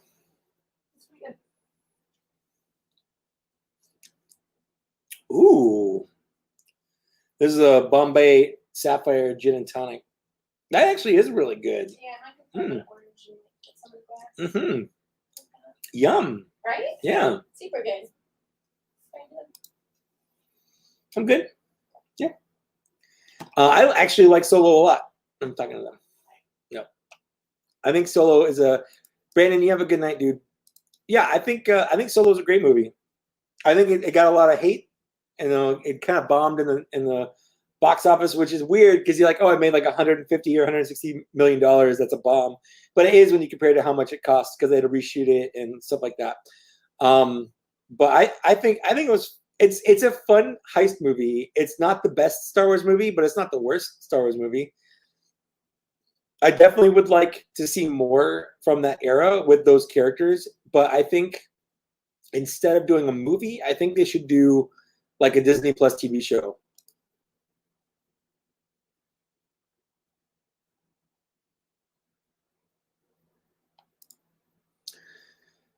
Yeah, so JT, for me, Rise of Skywalker, definitely I liked it a lot the first time I saw it in theaters, and then I saw it again like a week later and I didn't like it as much, and then I never watched it. I bought it on DVD or Blu-ray or whatever when it came out, but I never watched it until like a weekend, like last weekend. I watched all three sequel movies, and it's not great. It's got problems. But if you take out all the background politics and things like that and just see it as a movie, it's very Return of the Jedi in terms of like it's trying to squish a bunch of things into like a 2.5 hour movie. So there's a lot of story in there, and the pacing is definitely off. So it's very Return of the Jedi in that sense, but it's still it's fun. It's a fun movie. I don't think. Yeah, exactly right. Like it's a fun movie. You can pick apart any Star Wars movie. They all have problems. Like my favorite, hands down, Empire Strikes Back. But like, yeah, I agree. Right. There's a lot of background politics and stuff like that. If you get enamored and caught up with it, it's easy to like let it bog you down. But you can pretty much ignore all that. It's just a movie. Just watch it as a movie without any of that stuff. And I feel like people let that taint it unnecessarily. But you can pick apart any Star Wars movie. Let's talk about Empire Strikes Back. Number one, TIE bombers. Bombers in space. Yeah, we haven't seen that before. I mean, like, it's space. How are they bombing? Number two, how are they on an asteroid with any kind of atmosphere where they can just go outside in it without any kind of spacesuit and just like a little breather? Like, how does that work? There's a lot of just weird stuff. How does Luke Skywalker know how to pull the lightsaber to him? He hasn't got any official training that we've seen before. How long is he on Dagobah? Is it like a week? Like, there's no sense of time in the movie. So you can go through and pick them apart. How come the AT like blew up after they knocked it down, but they couldn't blow them up while they were walking around? There's a lot of weird stuff like that with these classic movies that if you think about them too hard and you take them apart, you pick them apart too much. And yeah, you can do that with any of them, but like you don't have to. You can just enjoy it for what it is.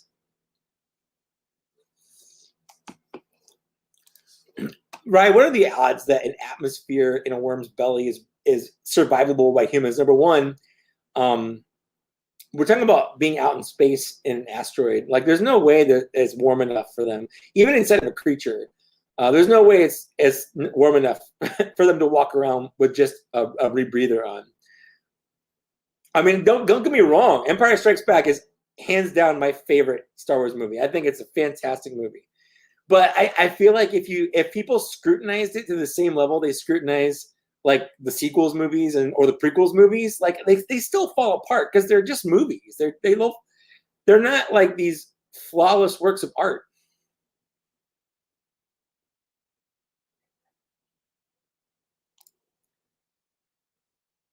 Yeah. That's a great retcon, but that's definitely not what they were thinking when they made it.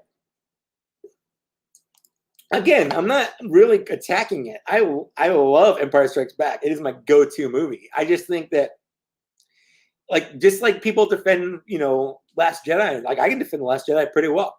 But like, I don't really feel like it's super necessary. I'm going to close this window though because the sun's coming in now.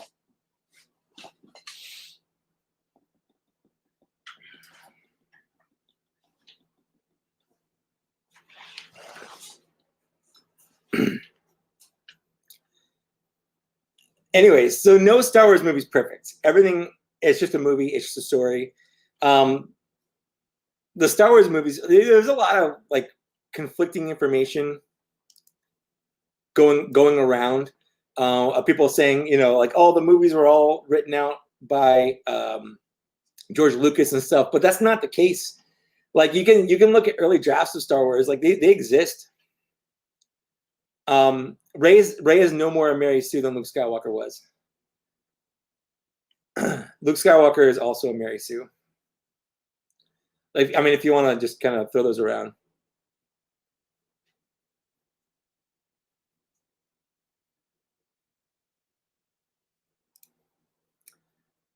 Steak or Italian stromboli? I'm going to say steak. They're both good, but steak. Yeah, I agree. I want to see the original. What's the director? Colin Gareth Edwards. Yeah, Gareth Edwards. I would love to see the original Gareth Edwards cut of Rogue One before all the reshoots and stuff.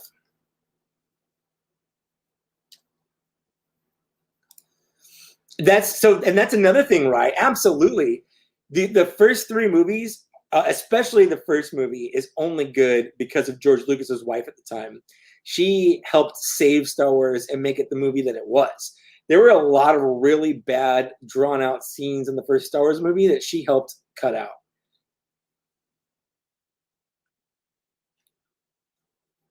Okay, Willow might be a perfect movie. Abdullah, what's up? How's it going? But you might be right on that. Also, is the Mandalorian is the Rocketeer a Mandalorian? Discuss. Is Beethoven 100% perfect? I mean, it's good, but 100%? I don't know. Maybe. To be honest, I haven't seen that movie in a long time. Willow might be a perfect movie. I don't know. I can't think of anything that's got Val Kilmer. We got, yeah, you know, I can't think of anything wrong with it.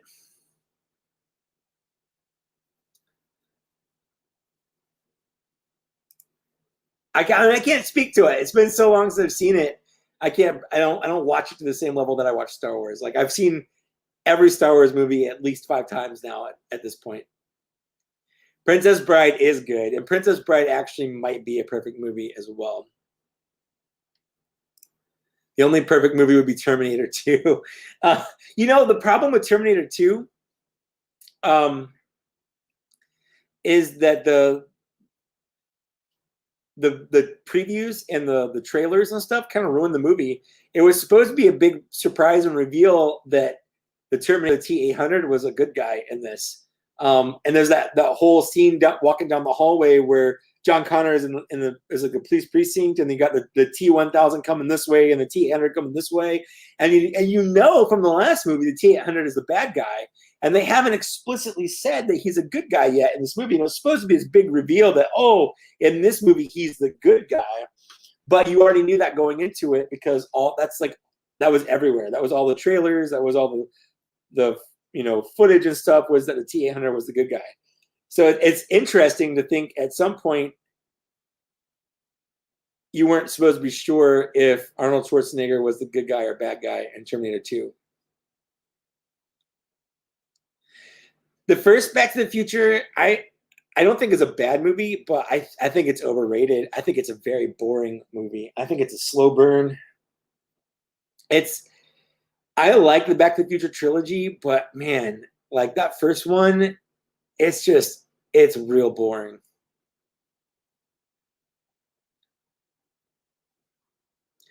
Brian, you have a good night. Thanks for hanging out. I know I'm probably gonna get some nerd flack for saying Back to the Future is boring. I think Star Wars. My only real big problem with A New Hope Star Wars Episode 4 is that it's boring. It's a slow burn. I mean, it's modeled after Rashomon. You know, it's one of George Lucas's first movies. Like it is a slow movie, which was kind of the norm back in the late 70s. Was to have these. The first Matrix movie, I think. The first Matrix movie, I don't know if that's perfect or not. I think it's pretty good. Holes? You think Holes is a perfect movie? Well, my wife says Holes is a perfect movie. Well, it could be a perfect adaptation, but I don't know if it's a perfect movie. Hyperspace Vault says Raiders of the Lost Ark is a perfect movie.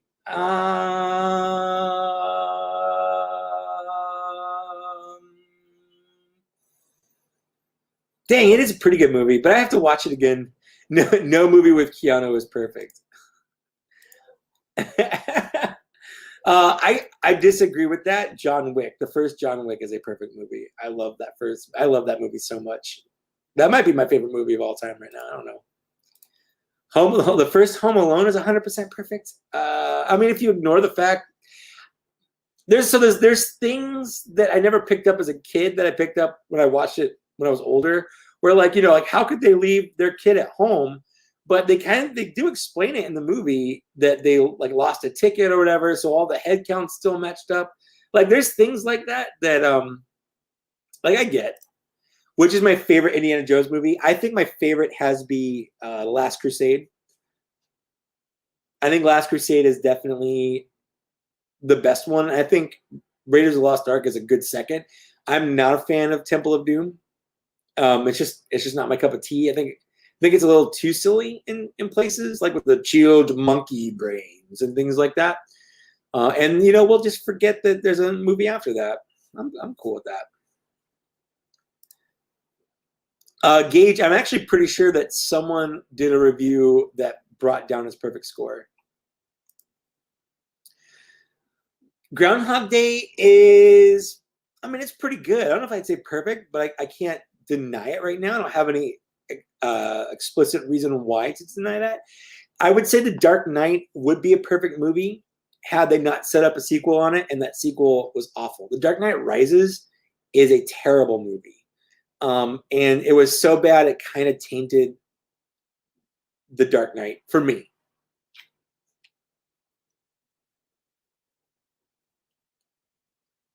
Groundhog Day is a pretty good movie. I'll give you that.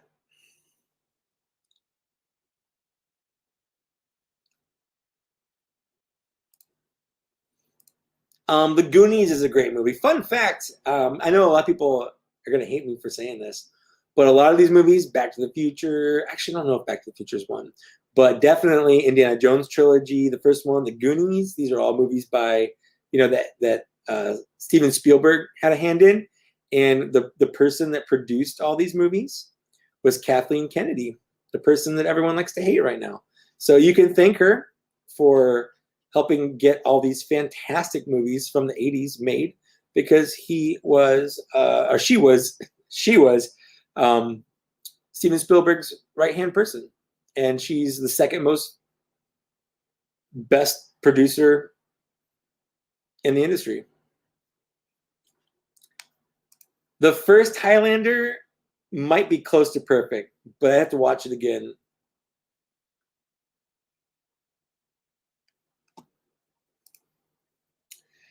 I mean, Tremors is a pretty good movie. I'm not gonna lie. It's pretty classic. Yes, it might be my favorite Kevin Bacon movie, if that makes sense.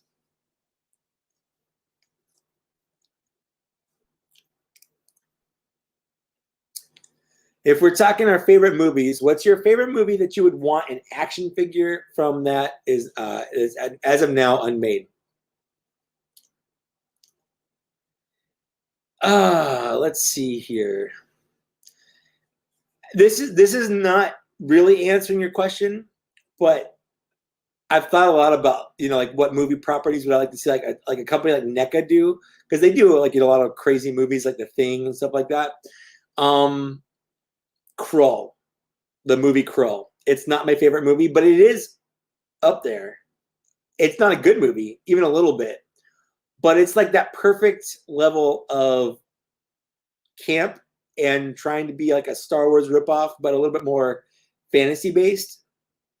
I would love Krull figures from like a company like NECA.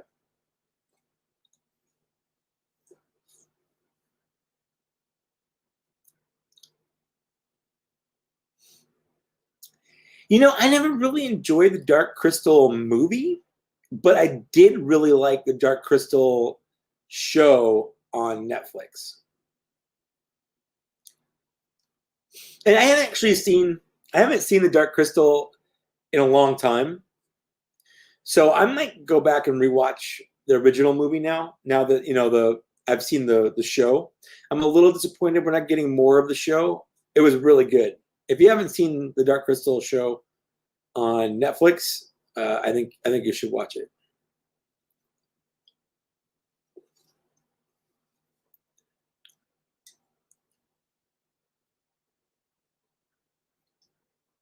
The Dark Crystal was just one of those movies, like, for me as a kid, my mom wouldn't really let me watch it because it was like, and it was, there weren't like demons or anything, but it was like, it was scary or whatever. So she never let me watch that. That and Labyrinth are two movies that like a lot of people my age love because they grew up watching it, that I never got into when I was a kid because of that. I would love NECA Highlander figures. Both, I would love Connor McLeod and was it Connor and Duncan? I would love both of them. And I'm the first. This is embarrassing because it's not a good movie. But the first Highlander movie I saw in theaters was Highlander Endgame, which was, you know, the end of that, I guess. I do know they're doing. Well, they're supposed to be doing a Highlander movie with what's his face, Superman. The guy that played Superman, and he was Albert in Count of Monte Cristo. So that's a fun fact. Henry Cavill, that's his name. So he's supposed to be doing a Highlander reboot now. We'll see, but I will see. You know what? That's a movie I love. I don't care what anyone says. Count of Monte Cristo is a fantastic movie for sure.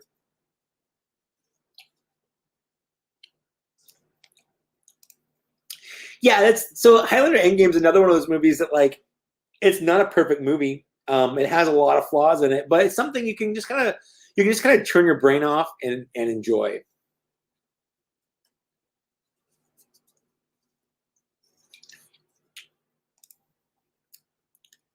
I don't know if I can name any movie made by Troma, so I can't say yes or no to that.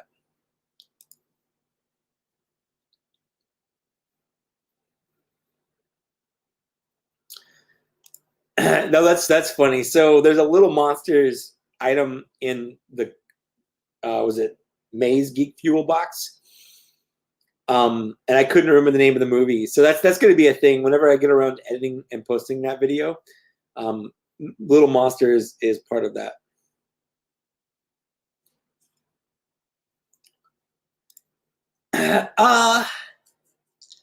Jaws is a really good movie for sure. I don't know if I'd say it might be the most perfect monster movie, maybe, that I can think of. What's up, Elizabeth? Welcome to the party. You know what? One of the things I said to somebody, I don't remember when or when, was I said that Star Wars: A New Hope was really slow, and like you don't even meet Luke Skywalker until you're like 17 minutes in the movie. And someone's retort to that was, "Well, you don't even see Jaws until the end of the movie, Jaws." And I'm like, I don't think anyone would argue that Jaws is the main character of the movie. It's named after him, but like he's not the main character. Yeah, right. And he's like actually arguably in the movie for like the first 30 seconds because he attacks that lady in the night. You just don't see him, but he's there. Like, so it's a weird argument, I guess, that they made. But you know, like, good for them. They're trying. Tony says that NECA needs to make Cheech and Chong figures. I think I want to say at some point in the past, like in the 90s, I think McFarlane Toys made Cheech and Chong figures. Like I think I remember seeing that in a Toy Fair magazine at some point. But I mean, sure, I wouldn't buy it. There's a lot of movies that people would want that, like, sure, NECA can make it, but I won't buy it. For me, I have to worry about shelf space. I have to worry about like budget. JR, Stargate is definitely not a perfect movie, but that's another one of those movies that, like, I love it. It came out, I think it came out like 1994, and that was like the perfect time for me because I was into anything sci-fi at that point. So sure, Stargate is a good movie, but I don't think it's perfect by any means. No.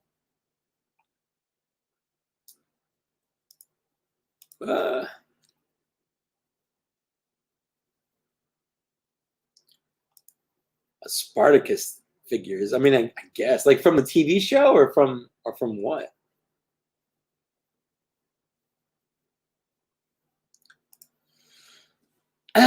So I have the same problem with Logan, and I love Logan. So I'm not, this isn't like a super big negative to me.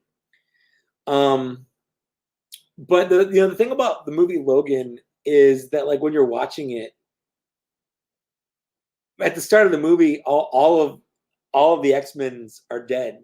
So it's like, oh, cool. I'm glad that all the other movies are basically negated now that everyone's dead, and I guess no one had a happy ending. So that's cool. I'm glad for that. But at the same time, if you just kind of watch it as like a one-off, like a self-contained what if type story, I think it's good. I think it's good regardless. I think they did a fantastic job, James Mangold, with the characterization of Logan. I think that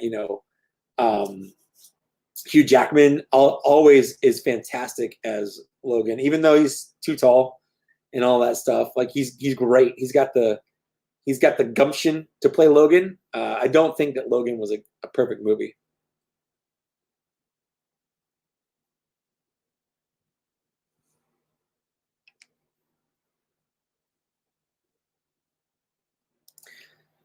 Yeah, exactly. Roadhouse with Patrick Swayze is a terrible movie, but you love it. I think, again, it's really important to be able to know that loving a movie is not the same as the movie being perfect or even like objectively good. One of my favorite movies is Hook. I had no idea that Hook was critically panned. Like, people hated Hook. Adults didn't like it. Critics didn't like it. I loved it. I was a kid. Hook was my jam. And so growing up, Hook is still my jam. But if you go look at like Rotten Tomatoes or whatever, it's sitting at like a 20% on Rotten Tomatoes.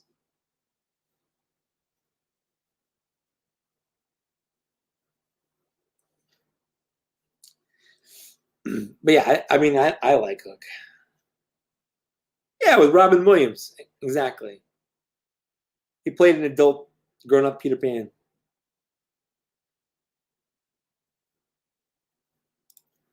Right? I had no idea. There are a lot of really fun facts about Hook that, if you know them, it's just really neat. I did not know his last movie ever filmed on a full-size film stage. That is a fun movie. That's a fun fact. It has a lot of crazy ass like cameos, I guess. Like Glenn Close plays the pirate that gets put in the boo box. Jimmy Buffett is the pirate that tries to steal Robin Williams' shoes at the beginning of the movie. The band Genesis are the police officers that come in to take the report when the kids get stolen. That's the Phil Collins and the band Genesis. There's a scene where like Carrie Fisher and George Lucas play like characters in the background, and Carrie Fisher actually doctored that script up because for a while in Hollywood she wasn't acting, but she was a script doctor. I'm very dead. I'm a ghost. Oh, my love, my darling, I hunger for your touch. That's me.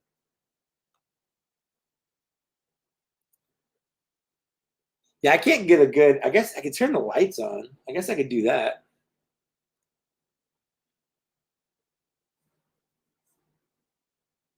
That's true, Ryan. That's a fun fact. Thank you very much.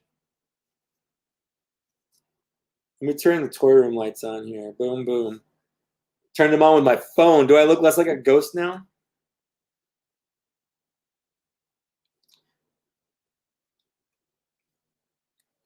Brownie. That is a good brownie. Yes, that's exactly who they played. I think they were the ones that were like flying away at the end. But I might be wrong about that. To be fair to my Everly brothers, I wasn't really trying to do that. Anytime I sing that song, for some reason, a little bit of like Nickelback kind of squeezes in there, like "Oh my love, my darling," like always it comes in, and I can't stop it sometimes.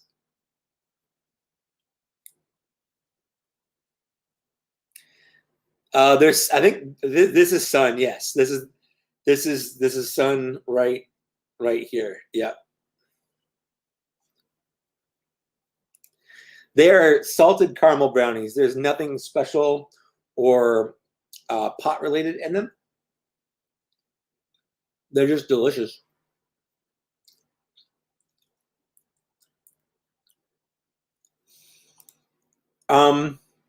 No, I don't watch the Oscars. That's actually true for both the sequel and the prequel trilogy.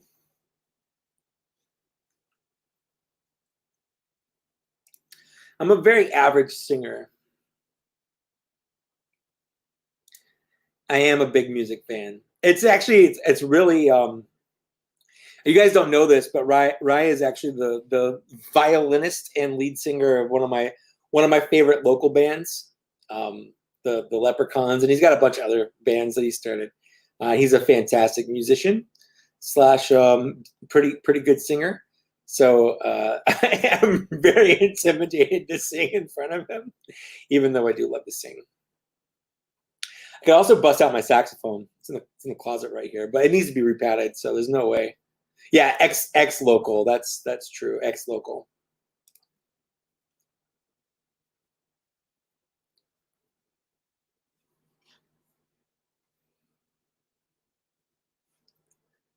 I got a little buzz going on from that drink.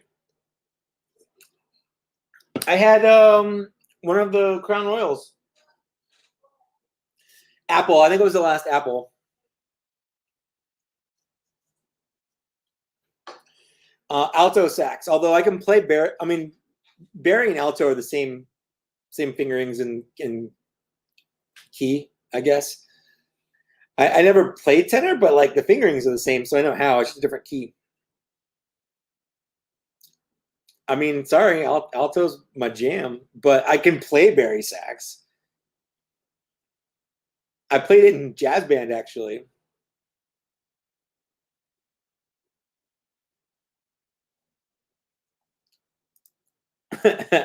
We got to get you in G string playing the saxophone. Sure. You know what's funny is Lily has never heard me play the saxophone. We've been together since 2014, but I guess that's the last time. The last time I really played my saxophone was at my birthday party in 2014. I was very drunk, but at this point, hey Jr., you have a good night, man. Thanks for hanging out with me. At this point, it definitely needs to be repadded, and I need some reeds for it. So I might take it to a local like band shop and see what I can do. I don't know. I also don't want to drop a lot of money into it just to never play it again. So, but at the same time, I'll never play it again if I don't drop money into it. You know, you're kind of a damned if you do, damned if you don't kind of thing.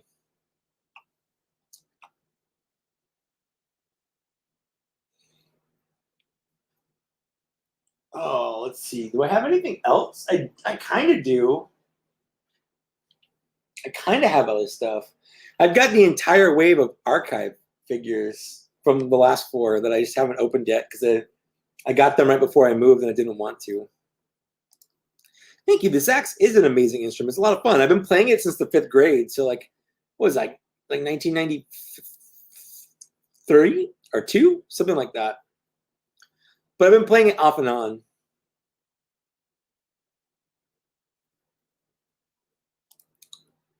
Oh, Rye plays the mandolin. I know that. He plays guitar too.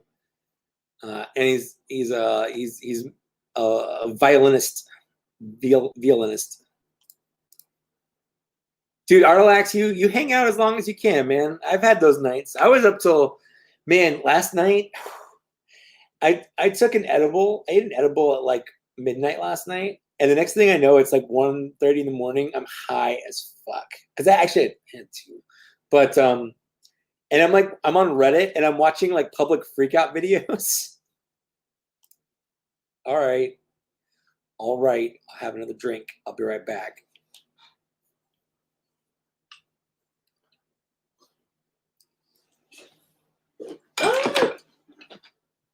Yeah, I just had a bunch of boxes of them now.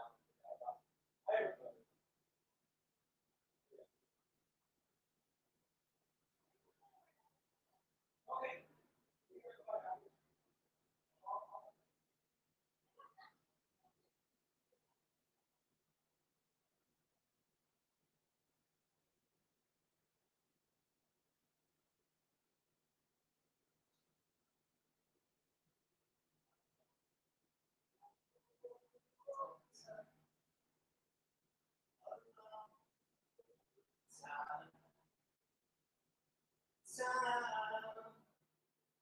Go slowly. I love you too. What a wicked game to play. All right, I'm back. And this, what I have, I've got another one of those things, but this is a peach tea. So it's Crown Royal peach tea.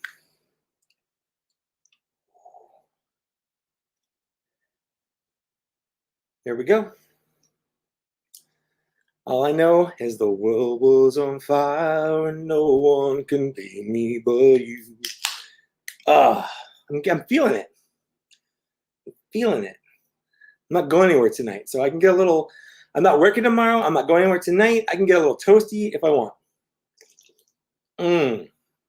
It is. So it's 7% alcohol. That's a little bit more. We got Canadian whiskey. We got peach flavor and other natural flavors and brewed tea. Right, what do you do in Hawaii? Are you just doing shows or doing IT stuff? What are you doing? Good thing that mic isn't flesh colored. Stumbler, you would love it if this mic was flesh covered. Colored? I said covered. Yep. Dude, thank you so much. I'm actually super proud of this shelf back here. I got to spruce it up now. I definitely have to add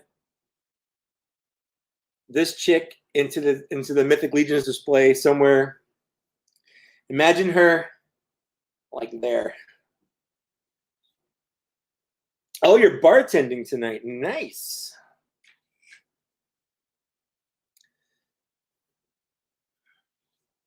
Yeah, we're gonna have some. Let's have some fun. This beat is sick.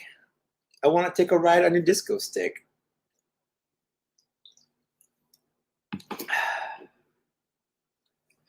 Why not? Let's open up something else, huh? Let's open up some more turts. I got this very last minute, like the day after I moved here. I ordered this back in September, and I totally forgot that I ordered this. So this leather head right here was actually the first thing I ever saw from these NECA turtles. I remember seeing a picture of them online from some toy show and thinking like, oh my God, they made a Leatherhead that looked like the cartoon. That's nuts. So I'm actually, this is one of the ones that I've been kind of most excited to open up.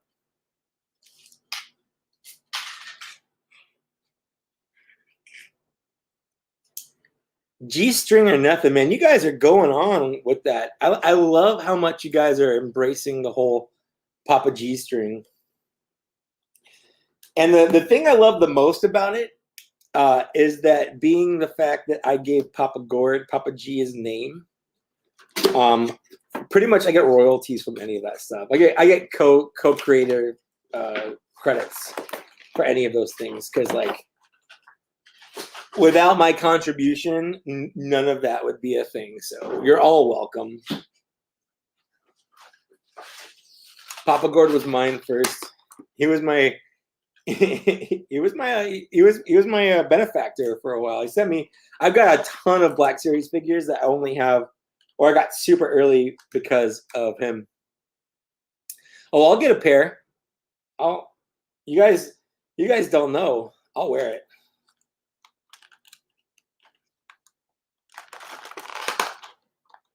All right.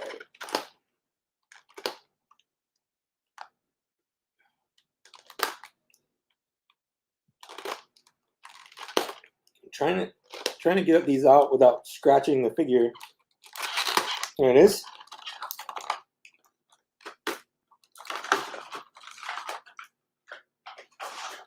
All right, so we've got Slash here.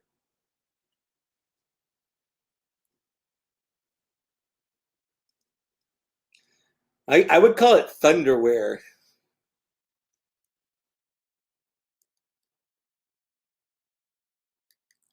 Is this removable? This little backpack? I don't know.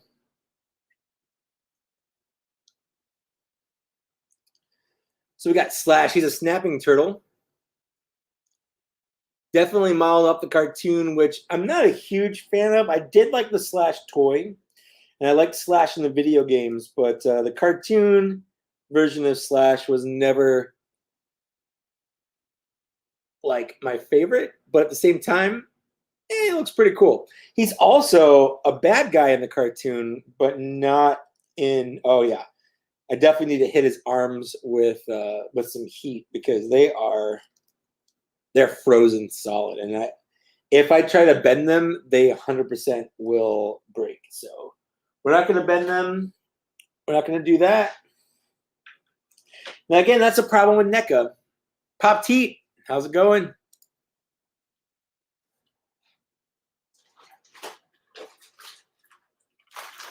All right. Man, there's a lot of stuff in here. All right. No, the Ninja Turtles 2 was 1991. The original Ninja Turtles movie was 1990. Fun fact about the original Ninja Turtles movie: it was an independent movie. The studio that made it was released and distributed by New Line Cinema, but it was made by like Golden Harvest or something like that. So it was actually one of the most successful independent movies of all time. It started getting made before the cartoon had hit its popularity, which is why, and it was based on the comics, which is why it's a lot more adult than people would have thought, because the comics were a lot more adult than the show was, obviously.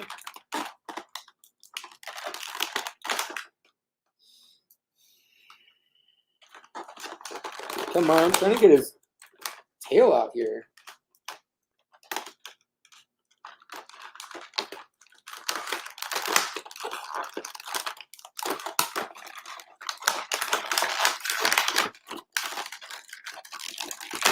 See you, Ryan.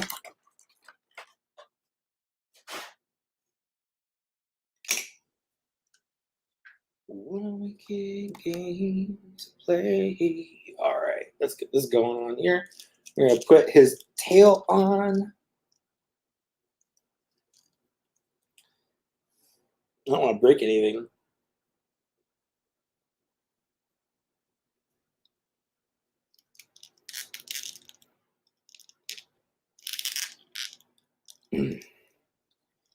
Nope. Come on. Yeah, it is huge. It's a good sized room. There's gonna be a lot of fun things to do in here. There we go. There we got Leatherhead. I guarantee, because that's how we talked in the cartoon.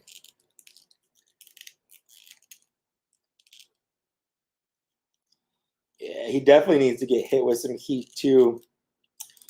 There we go. Never mind. I got it. All right. His leg was a little warped, but I figured it out. There we go.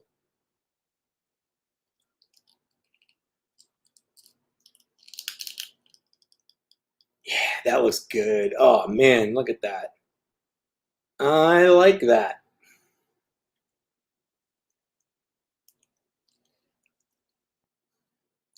He's got some spots for accessories back here on his like belts.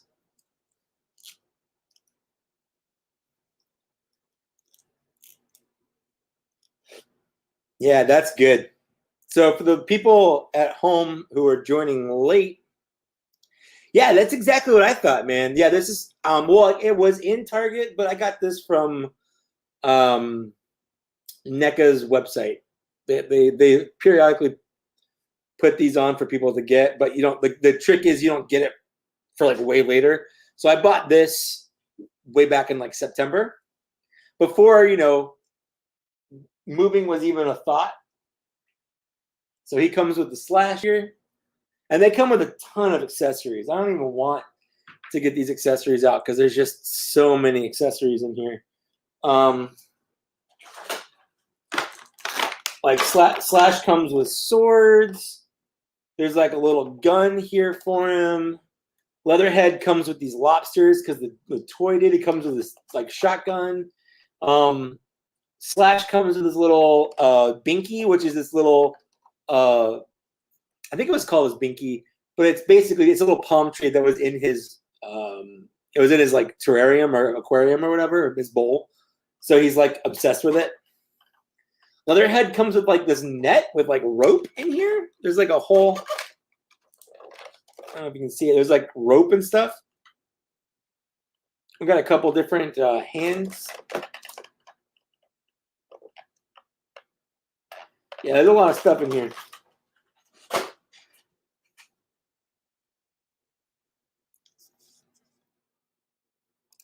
That's because the toys from the new Michael Bay movies are pretty bad. Well, the turtles in the new Michael Bay movies are pretty bad. The first two Ninja Turtles movies are well, the first one's great. The second one's good. The third one's, well, the second one's not good, but it's something I enjoy. The third one's not good. Not even on like a turn your brain off and watch it to enjoy it kind of thing. It's really bad. That's actually true, Stumbler. The TMNT, the original comic was written as a sort of a parody or like an alternate reality of Daredevil, where it was the same goo that blinded Matt Murdock and gave him his like super senses or whatever, turned the Ninja Turtles into what they are. But the turtles fight the foot, whereas Daredevil fights the hand. The Daredevil's master is called Stick. The Turtles' master is Splinter. So it's kind of all that stuff. Cool, Pop Teat. You have a good night. In fact, I think I'm not shitting on TMNT. I guess I am shitting on TMNT 3. That's hard to say. TMNT 3, dude, is not a good movie. It's not even an enjoyable movie. It's just really weird.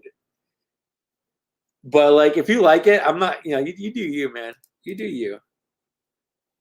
That's what I meant to click on. It's fine. Like I definitely don't. If I had to watch any of the TMNT movies, it'd be number 1 or number 2 before I do number 3.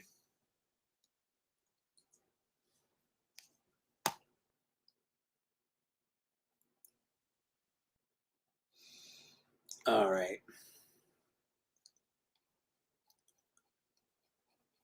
I think it's about time to start winding down now.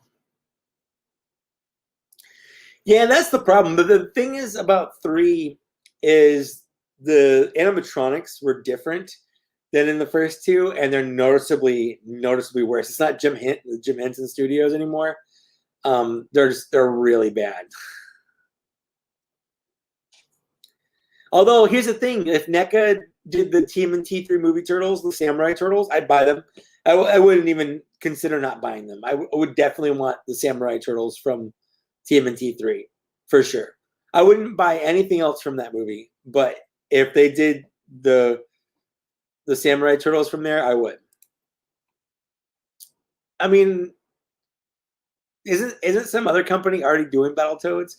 I've never really liked Battletoads. Like I do in the sense that it was something that was around when I was a kid.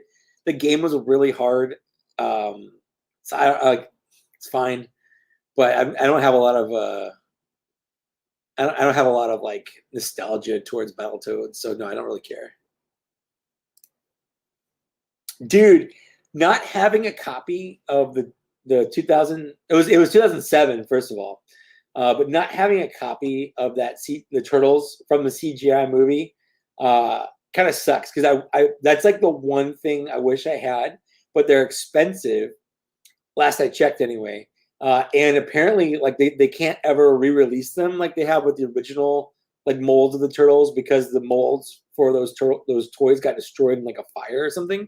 So like they'll never remake the 2007 Turtle toys ever. They can't, which sucks because I do like that movie. It wasn't what I was expecting it to be, but it's still a fun movie. I think the animation on it is still gorgeous, and it's a fun story. If you already know about the Turtles, you don't need anything established. It's a fun story. I think it's great.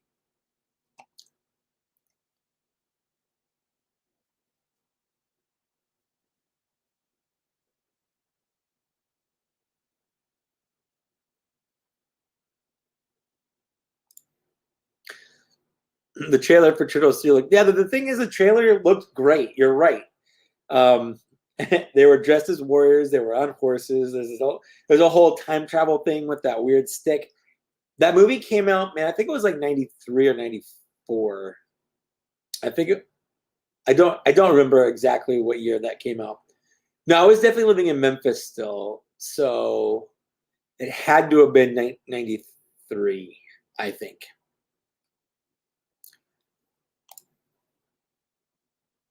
Oh, dude, Tony, I've got a serious buzz going on. So thank you. I love you. You have a good night.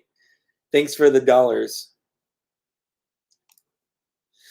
I did. I had a couple Battle Beasts. I don't remember any of their names, but I definitely had Battle Beasts. And you know what's funny is I didn't actually know that Battle Beasts were part of Transformers. Like canonically speaking, they are Transformers. Or they exist in the same universe as Transformers.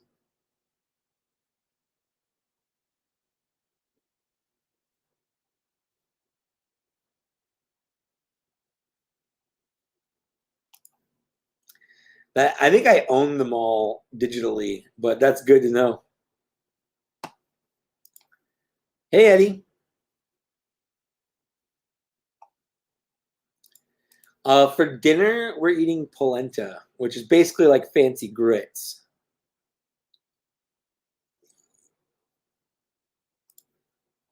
I noticed that too, Stumbler. Battle Beast on Invincible. I noticed that too.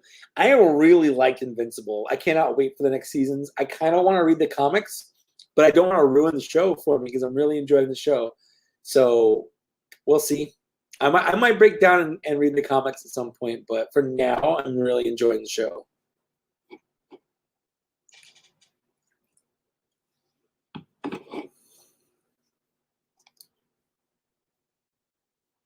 Oh, it's pizza night for a couple people. That's nice. Pizza night's fun. I love pizza nights. We have a really nice pizza place kind of in the area. It's not down the street. I almost said that, but it's good. It's called Lupio's. They make really good pizza. Cool. Yeah, I think it's actually time. It's 6:36. Been doing this for 2.5 hours, so I think I'm gonna head out. So we got some good stuff here. You snagged those shelves at Target? Yes, I did. These are the Studio 62. I think when I first started buying them, they were called something different. But these are definitely Target shelves. They are great. They're not expensive, and they hold up really well. For sure. Dude, I love a good chicken strip.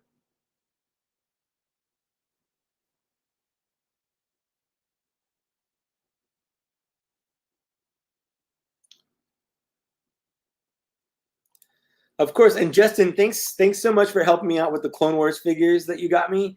Thanks for the little box opener. I used it for all of these tonight, so thank you for that. And dude, I'm terrible with prices. I've got no idea. I'm sorry. I'm definitely gonna. I'm not gonna sell any Black Series figures, but I'm definitely gonna sell parts of my collection, just because like I've got too many things. I can't display it all, and if I can't display it, I don't want to display it. Why do I even own it? That's kind of how I see it. So I'm definitely gonna be selling off some of my collection here for sure. So we'll see about that. But yeah, I'm really bad at prices, so no, I've got no idea. But yeah, thanks for hanging out with me, everybody. I'm gonna go eat. So you guys have a good night. Thanks for watching. Thanks for getting this far. Definitely, if you want to help out the channel, I've got a Patreon. I've got a YouTube membership. I just kind of revamped, added some more things too, added a couple of different tiers. If you want to do that, if you don't, it's fine too. Honestly, it's all good. I just do this for fun. But yeah, thanks for hanging out. I'm gonna go eat some dinner. And I'll see you guys later. Bye.